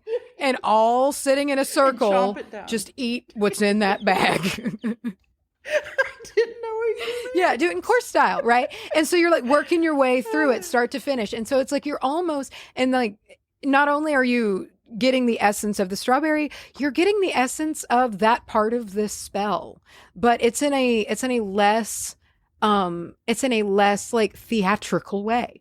You know, it's infused. And as you work your way through, it joins everybody together because everybody consumed everybody else's energy and working. And it just seems like a great way to celebrate with friends, you know, and just share that together. Plus it's delicious. It just sounds like a fun time. I've been really itching to do a fun little, like a party, you know, just like a stupid theme party. I really want to do it. I know party. It's all I can think about. I want to throw a fucking Twilight party because that's who I am now. And I'm just working through that. And I need it. And so it's just like that. I know that is like apples and pomegranates, but it was like, I just feel like it's just an overage of romance strawberries all throughout this party needs to be there. Listen, the Twilight cover, but instead of an apple, it's a strawberry. Like, if I don't have chocolate-covered strawberries at this Twilight party, I feel like it's just a missed opportunity, you know? So I need to stop. Keep going. So anyway, that's just, you know, it's a good way to show gratitude. Again, strawberries are good for offerings, things like that. It's a great way to give. It's a great way to also receive because the strawberry can give us a lot medicinally and metaphysically. Just a really powerful fruit to be one that is so mundane. You know, it's a strawberry. They're everywhere. You can get them frozen in a bag, but there's a lot of power there and just a lot of gratitude and joy and that wonderful forward creeping. And that's the strawberry. Clap, clap, clap, clap, clap, clap. I talked for way too long. I got really passionate researching this food. No, it's okay because listen, who doesn't love a strawberry? Well, except for people who don't like strawberries and people who are allergic. I think strawberry allergy is like one of the more common ones. I feel like I've heard of a lot of people being allergic to strawberries. I feel like not as common as peanut, but I definitely like, it's probably the one after strawberries and like cats. Yeah. I feel like, or I'm sorry, after peanuts and cats, I feel like I hear strawberries. Yeah. But, and then also from this, we get a horse style. So. Dude, you know, I would try it. Listen, strap me up a bag of like fucking flaming hot Cheetos. I was blanking out because my brain immediately thought of that flaming hot mac and cheese that you can get. Oh my god, that would be so wet and sloppy. Dude, listen, I've had it. I'm not gonna lie and say I haven't. It was at the Dollar Tree, and I was like, I'm going to try it. I got the jalapeno one and the flamin' hot one, and I shit so bad. Because I ate them both in like quick succession. Oh my God. Oh, it was bad. Okay. You know, I would Wow. if somebody strapped a bag of cinnamon life on my head, I'd eat it. Not even the milk. I mean, dry. Go for it dry. You know, I think I would do that with like Wingstop Louisiana dry rub wings. Oh, yeah. Yeah, Boneless. that Of would course. be I mean, I haven't had Wingstop in years. It sounds like they're sweet fries with the shit on them. Yes. Well, see, now they have something called Louisiana fries? I don't know. But listen, it's those sweet fries with some cheese sauce on top and some ranch on top, and I think like some jalapenos on top. And look, if you want to just tank a whole day because you ate something, go do it that way. It's real good. Wow. Hey, Macy, don't you wish there was an easy way to have someone who is just really knows the tarot to tell you like what your upcoming year is going to look like? Don't you wish that that could happen? Yes, considering one, I know nothing really about tarot at all. And sometimes, like in this, as we're about to talk about, I love the concept of a year reading, a year's reading.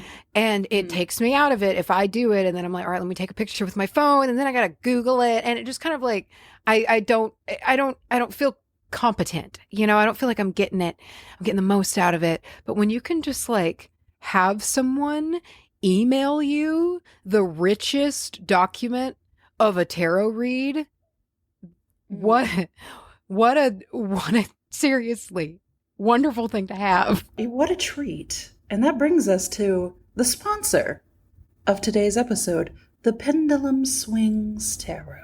Charlye and I both had two different kinds of readings done.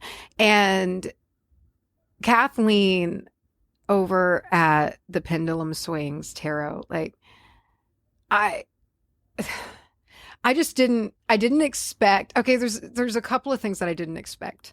One, I didn't expect the very, very thorough reading that I got. This took me, I had to sit down and really process this, you know, like take it in. It was a lot. It was for the whole year.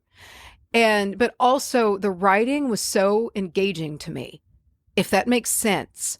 It was written in a way that like sometimes it felt like a stream of consciousness. And it was just very interesting and I loved it. And some of it, dude, was so freaky, right? With like things that they shouldn't know, you know? And it was very, very, very, very interesting. I was very impressed. Now, I would like to tell you here, and I hope that this is not a violation of your privacy. Just because after I opened my document that was sent to me for my reading, which I will speak on in a minute, I did not have a year ahead tarot reading. I had a past life reading, which I can't recommend enough. But after seeing just the detail and the amount of information that was sent, I was like, I wonder what Macy's looks like. So I might have popped yours open. I didn't read it. I just wanted to see the format in which it was laid out. And I hope you're okay with that. Please tell me you're I'm fine okay with that. Okay. I just kind of scrolled through and I just wanted to see the format. And I see here that they've broken it down into like month by month. And there's like song correspondences, which there was in mine as well. And there's sort of like an overall feeling and first impressions. And there's just so much there. Can you tell me, what does your year ahead look like for you? It looks good. And it was so weirdly aligned with things that I've been mentally preparing myself for, because I don't do resolutions, but I do like I like to pick an area to grow in every year, you know. So it was like This was my year for, you know, studying yoga.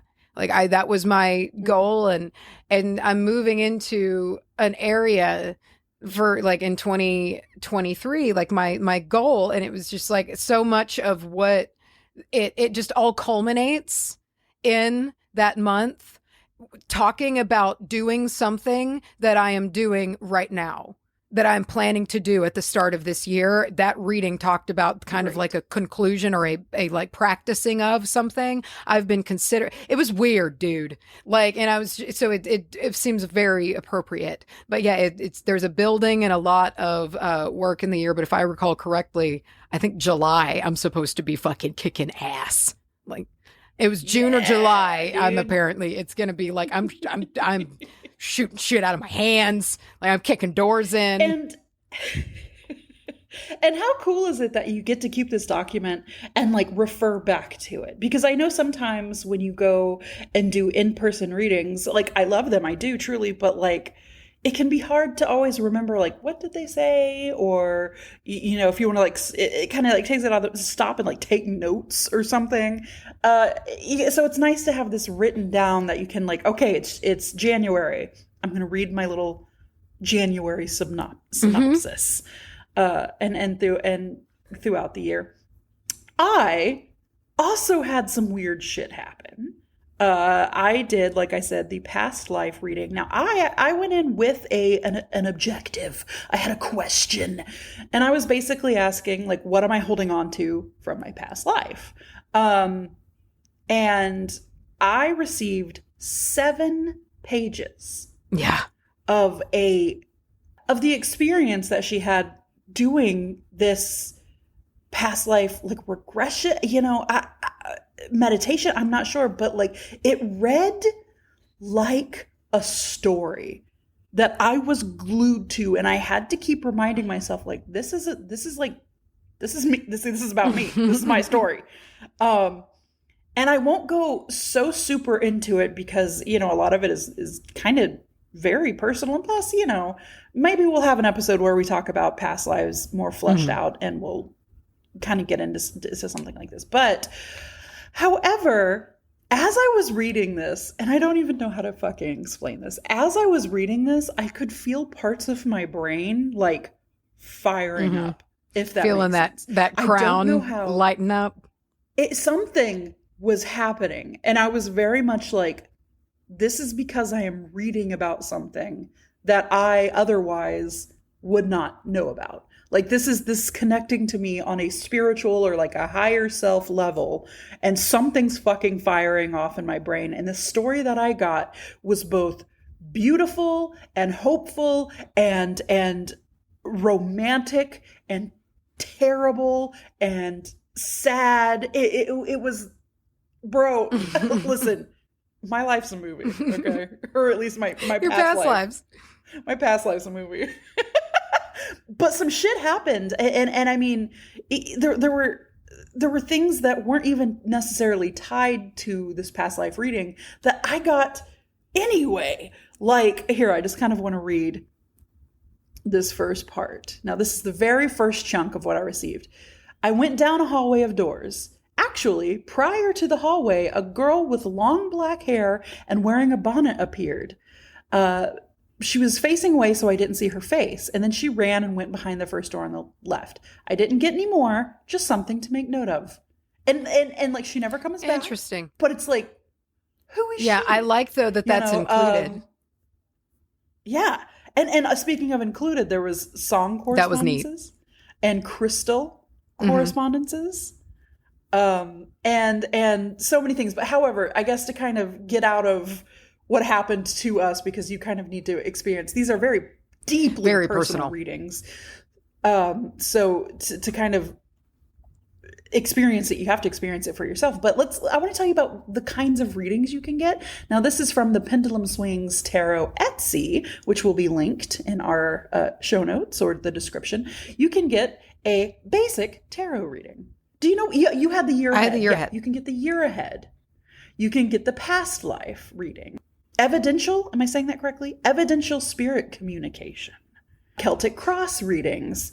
You can do little shorties. There's like stocking stuffer readings and sample readings. You can also go crazy in depth with the in-depth tarot reading. And all of these are insanely affordable.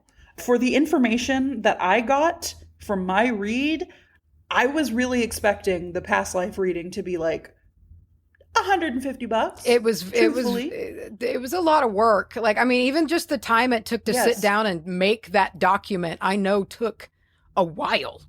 Yeah, like no, I think, and to even make it more so, like, listen, like there's a 15% discount. So like there's a 15% discount code, all caps WBAH 15, WBAH 15, for anything on Kathleen's Etsy. And I wanted to just talk a little bit about Kathleen and the pendulum swing. So 8 years ago is just kind of, as they said, the road to the pendulum swings began. It was 8 years ago. And it led eventually to the studying under a medium in Newfoundland. So prior to these studies, some of the first tools that they would use were tarot and oracle cards, as well as the pendulum. And all, they considered these to be the forevermore symbols of existential possibility and fulfillment. So that you have that in the name, the pendulum swings tied with the tarot. And I really liked that. And they continued with, they have the power to show us that there is more to this world than what our five senses can perceive. To me, a good feeling brings clarity, healing, connection, validation, and awe. But a great reading is hallmarked by nuggets of information that provide proof of more, that the supernatural is real, life goes on after death, and that there is meaning to this life. And that is what I strive to share with others when I read for them. So I really liked that. I just thought that was really nice. It is stuff like this reading and the way that I felt while reading everything that they experienced doing this that makes me remember that I am not like that God, this is going to sound so cheesy, but it makes me remember that I am like an ethereal spirit being.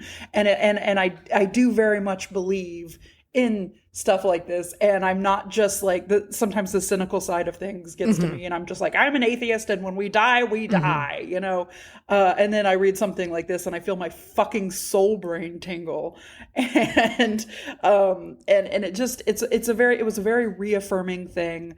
I also there was so much about my past life that, as from her perspective, that ties into a lot of stuff that I am starting to view now as something that was passed down from a previous life.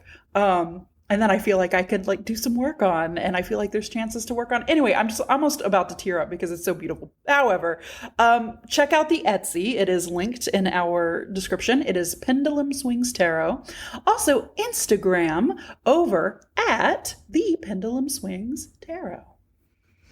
Alrighty, and again, that code was WBAH, all caps, 15, to get 15% off any of those readings that you can find in the Etsy. And check them out, the Pendulum Swings Tarot. Mace, I want to talk to you about something new, something different, but something old and very not new at all. Okay. I'm talking to you about the color red. Yeah, you are. I remember. Yeah. This came to me in a dream. It was okay, Stephanie. I would love to say. Did she say Twilight came to her in a dream? She sure did. Fuck off, Stephanie. Okay. I would like to say that this was like an angelic handing down of the story to me in my unconscious state. No, I was having a stress panic dream, like sweating the whole time.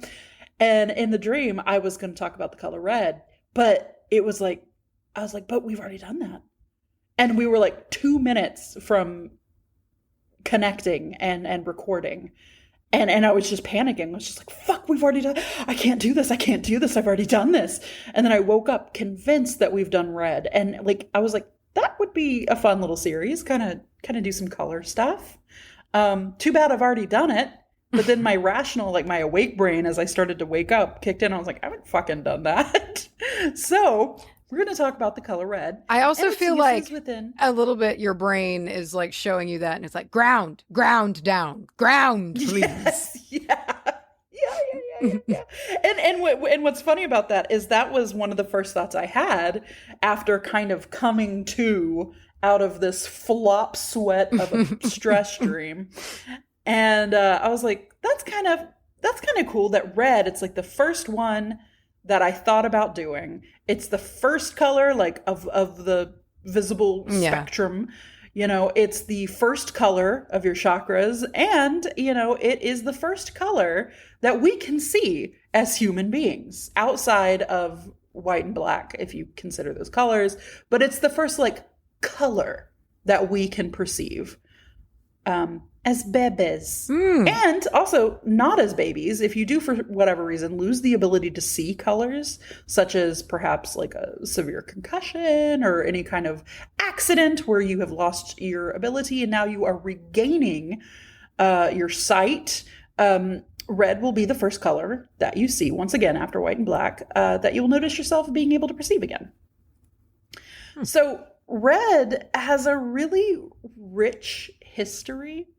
And I hope I don't screw up entirely because red is, I really picked an old one, man, to go with. But this history with red is rich, and because it has that powerful tie to us as human beings. Like, we'll get more into the representations of red later on in like the metaphys section. However, a lot of the representations formed around this like very real and relevant things from history, like the naming of the planet Mars, right? So Mars is also known as the red planet because it's got that super high level of iron on the surface. It gives it that red look, but also it was named after Mars, the god of war. And then in my notes I wrote, named after Mars, the god of war by the same name. So that's the mood I was in. Yep. Who was also associated with the color red. So through this, we can learn that red has long been associated with things like power and war and virileness.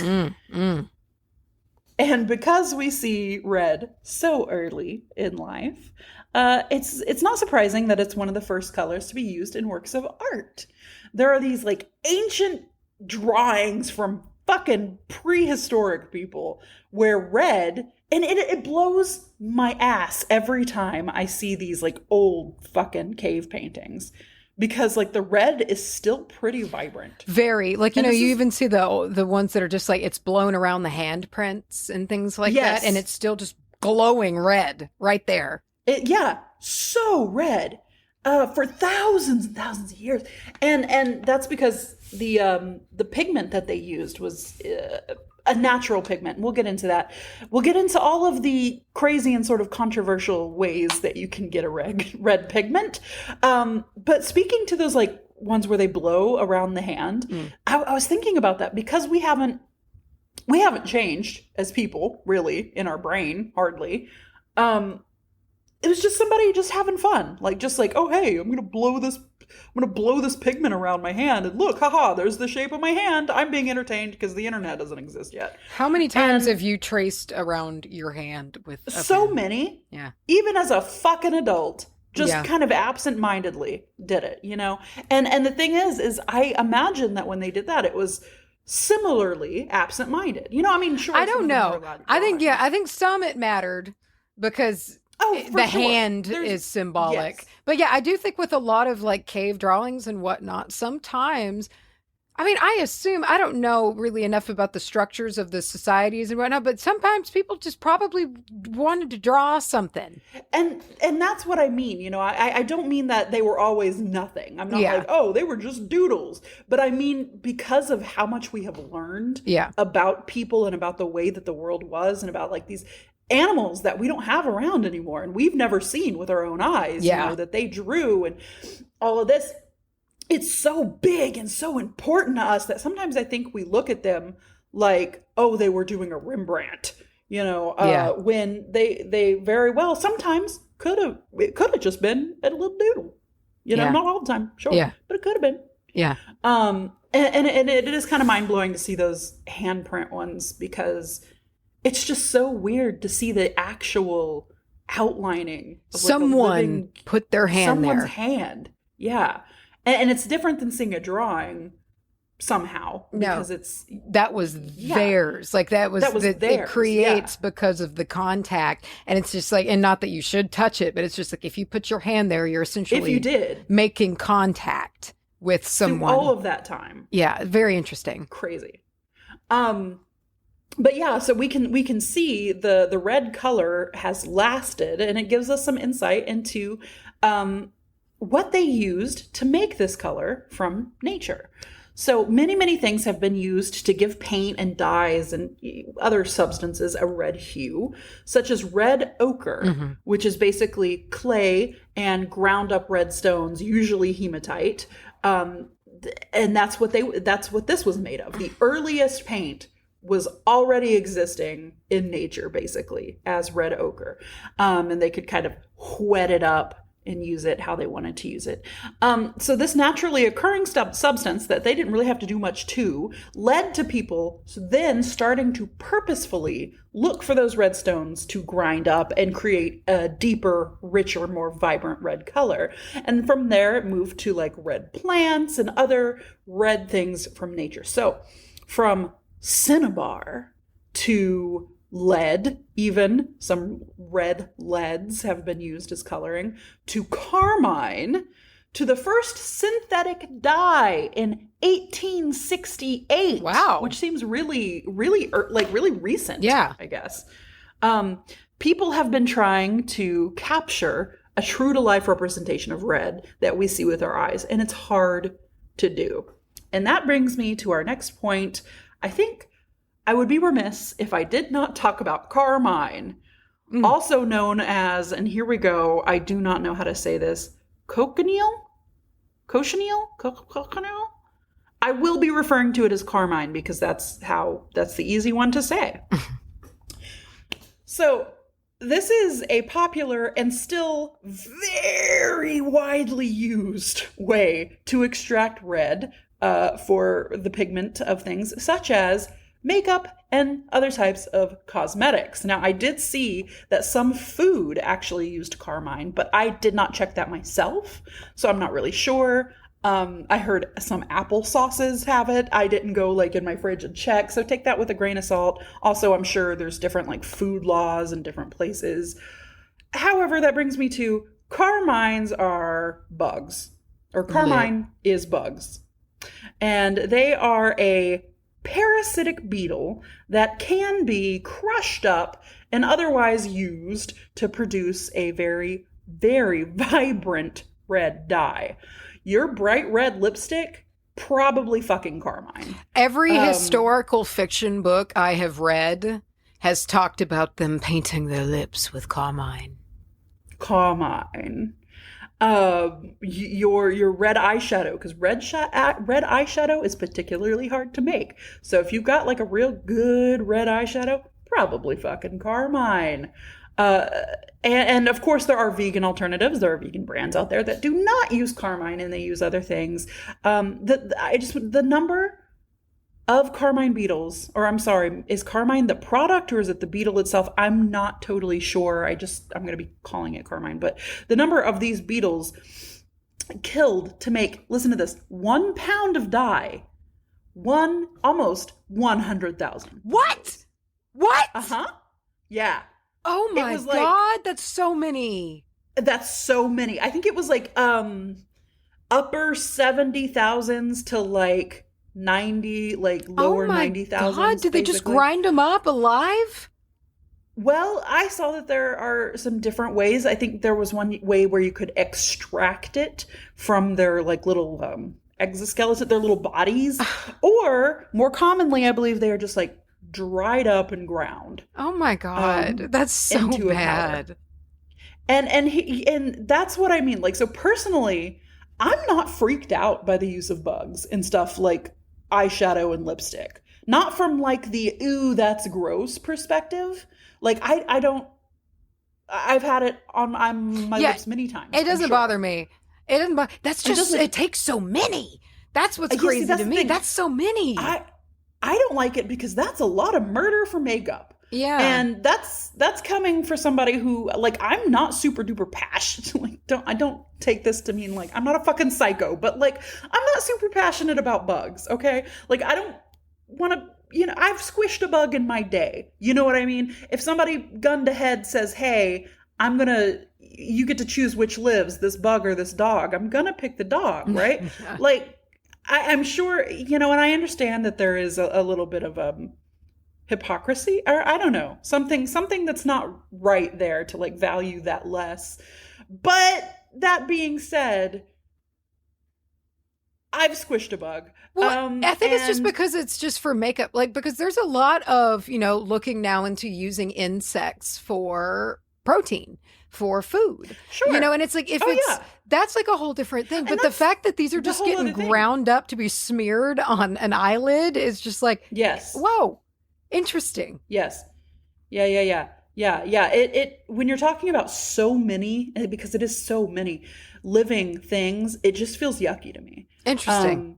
I never would have known that. And so many for 1 pound. Think about how many pounds of lipstick one brand puts out. It's full of so many bug souls. So many pounds of red makeup comes out that I can't even fathom the amount of bugs. There has to be farms, dude. Yeah, I'm sure that there are. There's where they just like breed farms. These things. I don't know, man. But however, I did see some of the ways that you can identify these ingredients on your label if you are looking into the ingredient label. So look for carmine or cochineal, COCHINEAL. It could just be labeled straight up one of those two things, or it might have the word extract after it. It could be labeled as natural red 4.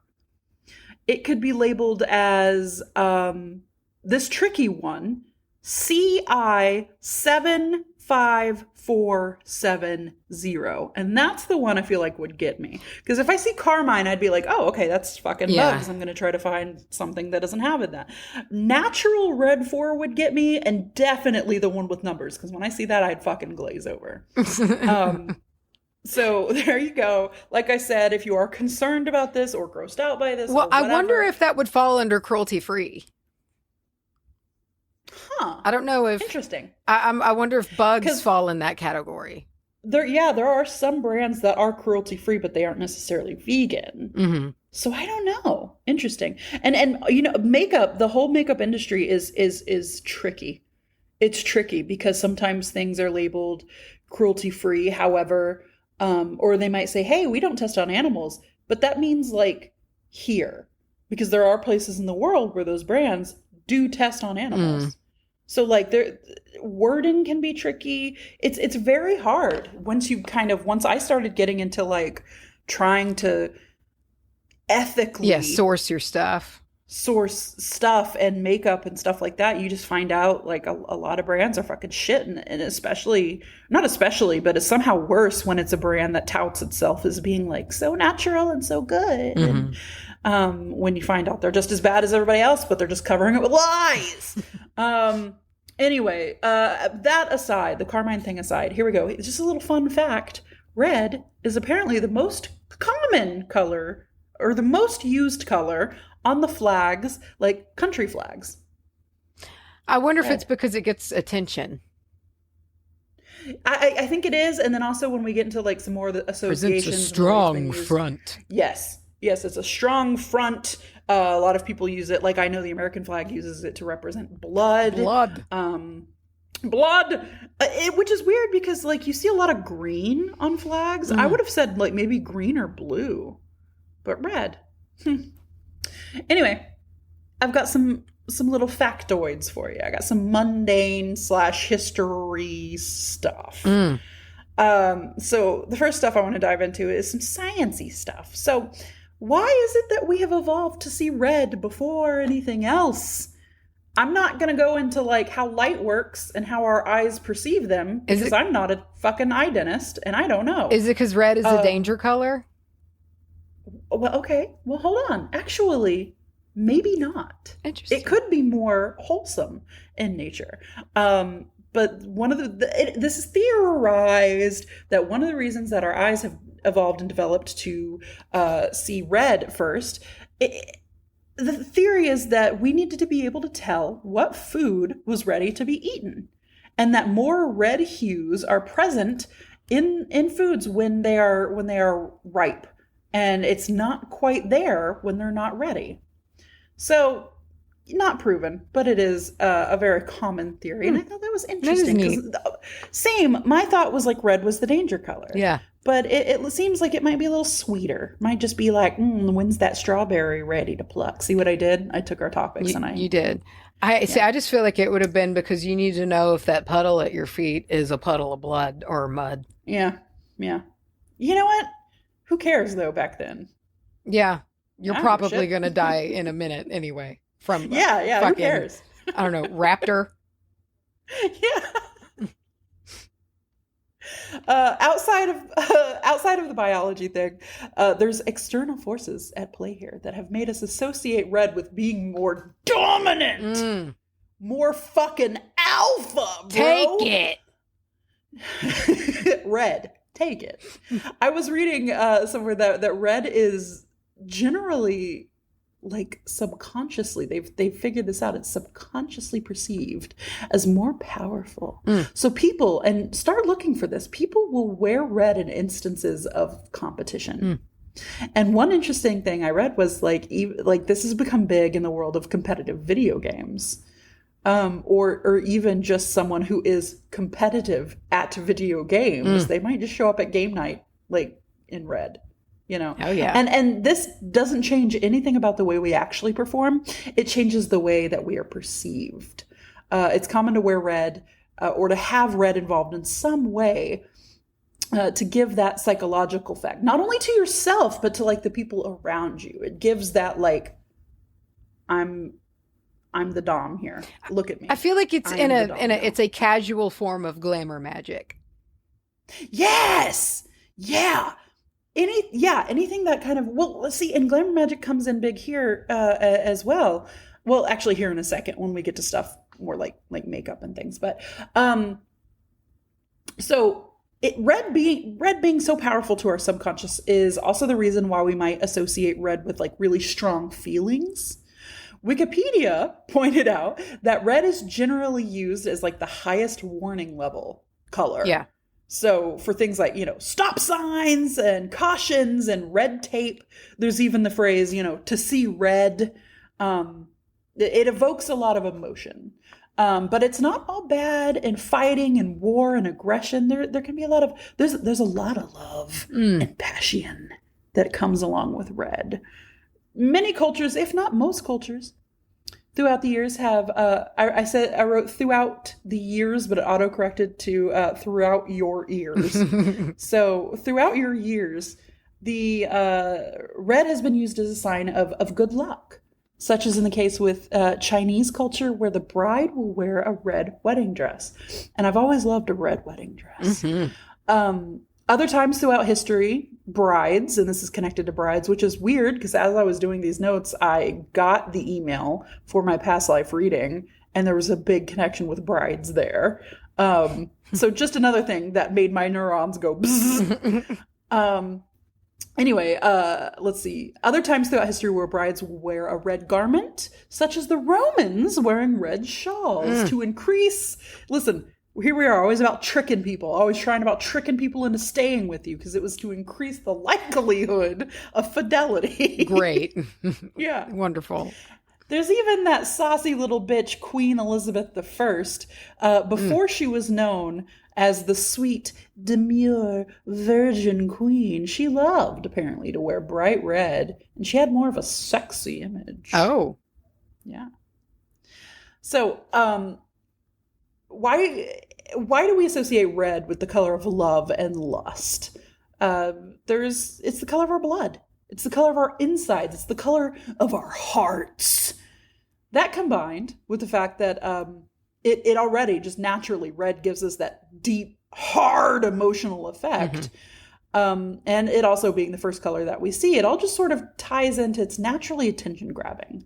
So it's natural to use that as a catalyst in the bedroom. Think about all the sexy red imagery you've seen. There's like red lingerie. Yeah, again, on the topic of Valentine's Day, alongside the chocolate strawberries, turn your gaze to the left and see the rack upon rack upon rack of red lingerie. Turn your gaze to the left.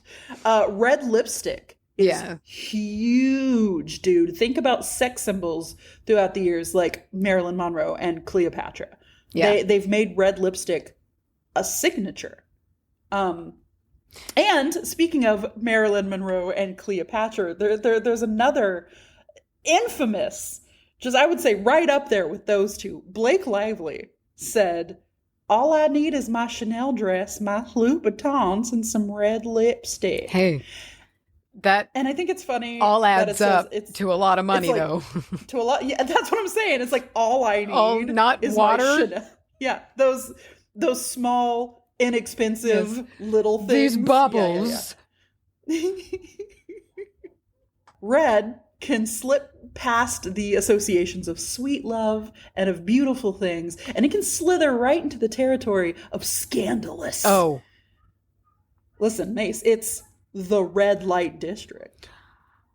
Okay. Even in religious texts such as the Bible. Or the Scarlet Woman. Was used to denote sinful behavior. Lots of art from bygone times, and I was looking at these, and God damn it, this one as well as the lapis lazuli. Did you hear that episode? It has me looking at art in a different way of like how much they depict with color. Yeah. And the lapis episode was was very blue, is this kind of pure angelic color. But red, I saw this a lot, dude. It will depict typically women, almost always women, in fact, wearing red, like peeking out underneath of that more angelic color to show that they were hiding sinful desires. Yeah, they were. Well, and then you got the whole fucking red devil. Yeah. Yeah. The devil's red, of course. Yeah. The devil and a woman's panties are both red. So they're the same. So same thing, really. Red has been the traditional, and this is sort of just an aside that I thought was interesting. It's not really related to anything we were talking about, but red has been the traditional color of the dual action candle. And I'm sure you've seen these before. They make reversible candles in many, many colors, right, to draw in the things that you want. But red was and still is the go-to, where black wax is on top to be the banishment of negative stuff, and red is on the bottom to draw in whatever it is you're trying to draw in, while adding that association of quickness, passion, and protection. I don't think I know with red. What these look like. Oh, I'm sure you do. Yeah, Google like reversal candle or dual action candle. All right. You see, okay. Yeah, you were describing it. And I was like, what? And you'll probably see like lots of colors, but red, I always feel like is the most. Okay. Yes, I have seen these before. I didn't realize they were reversible. Well, they're called like reversal candles or reversible. Yeah. Oh, okay. I thought, because when you were describing, that makes sense. Because when you were describing it, I was like, is this like a device to where the wax falls down when it burns and it pulls up in a new mold and then makes a new Dude, did you see that? Is that real? Did you see that on Facebook? Did somebody post that today? I was looking at, I don't know if it was like an ad or if somebody posted it or what, but I saw that. Yeah, it's like somebody made one and the wax like falls down. And it's got like a wick that travels all the way through. So you get like a full use out of your candle, I guess. I don't know. What a time to be alive. It's pretty cool.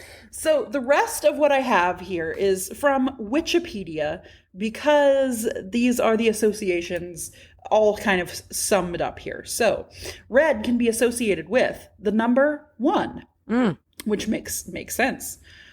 The zodiac sign Aries, you angry little babies.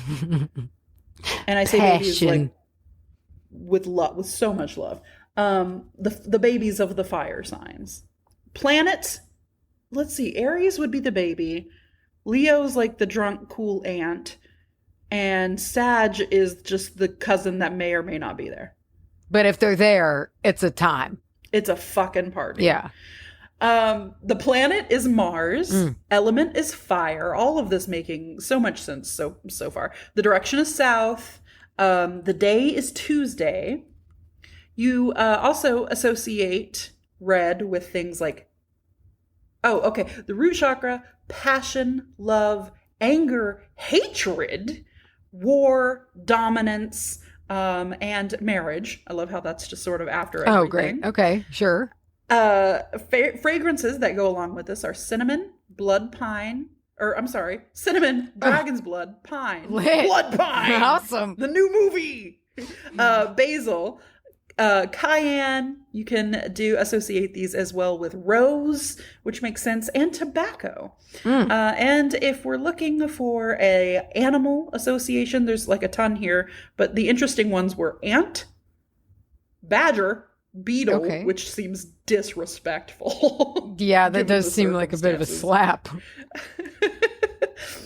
There's garnet, ruby, red topaz, and in tarot, we got cups and fives, which is weird. I'd feel like it would be ones, but sure. And that is the color red. Cool, bro. I liked it. That was interesting. I learned a bunch of things about red that I did not know, particularly how many dead bugs it takes to make lips red. So many fucking bugs. It's a lot of bugs. End up on some dude's dick. Yeah. Yeah, just to be hastily wiped off on a bar napkin. Yeah. Just to end up on your teeth and somebody goes, you've got lipstick on your teeth. Yeah. Just so that it can start making your lips peel underneath. Yes. Just so you can forget about it, accidentally like wipe it on your shoulder and ruin your favorite light colored blouse. Yeah. Just so you can have butthole lip.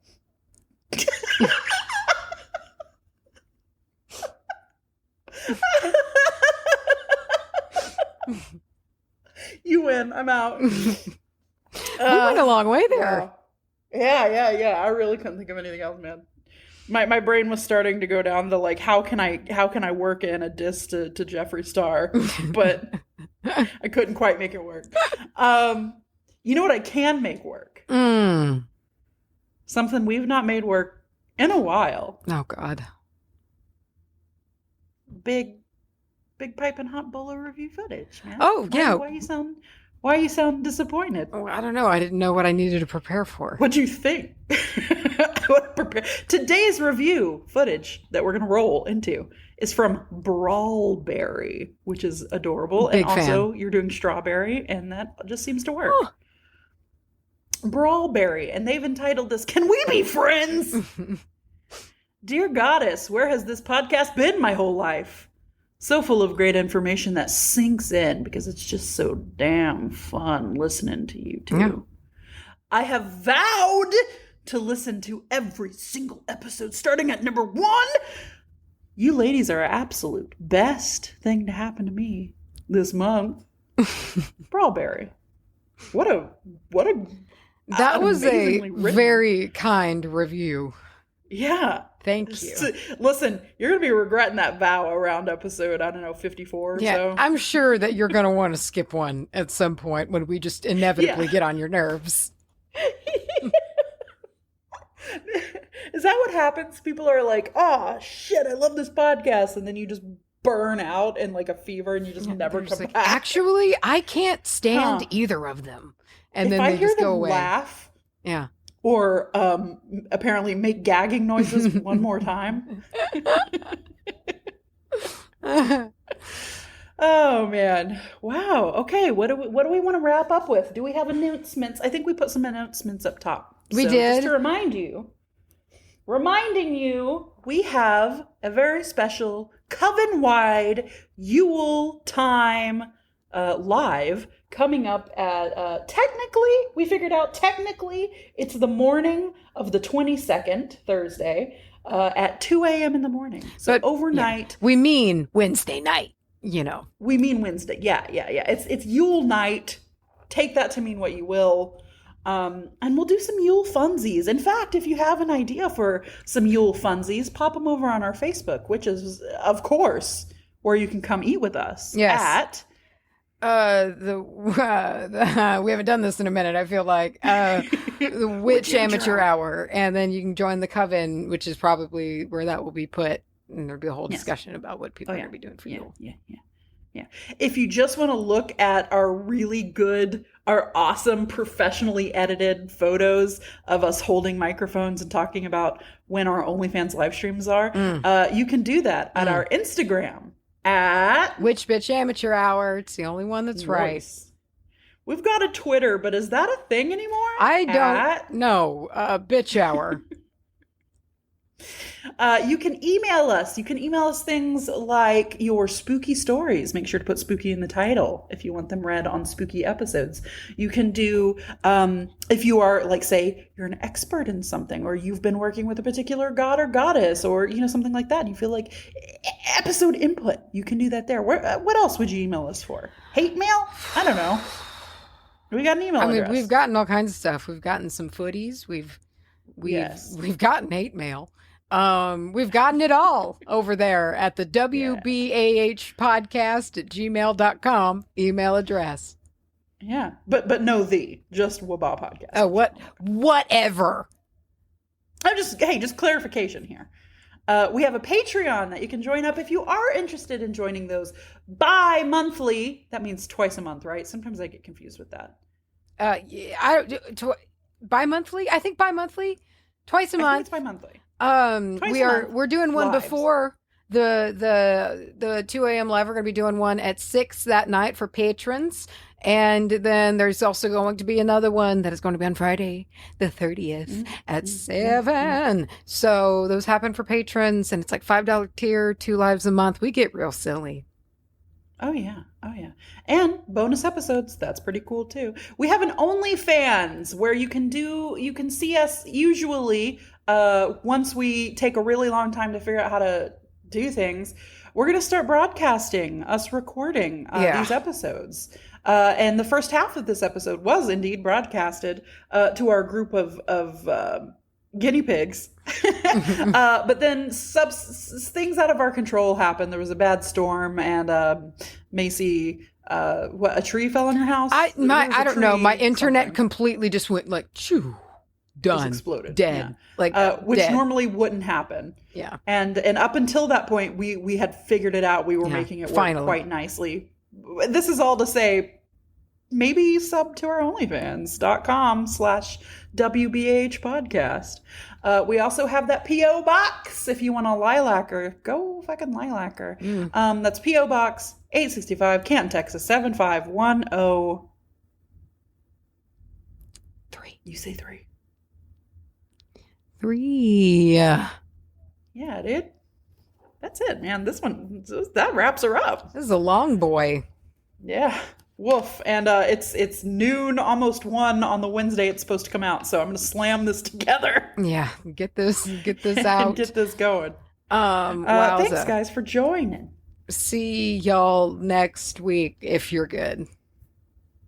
If you behave. Yeah. All right.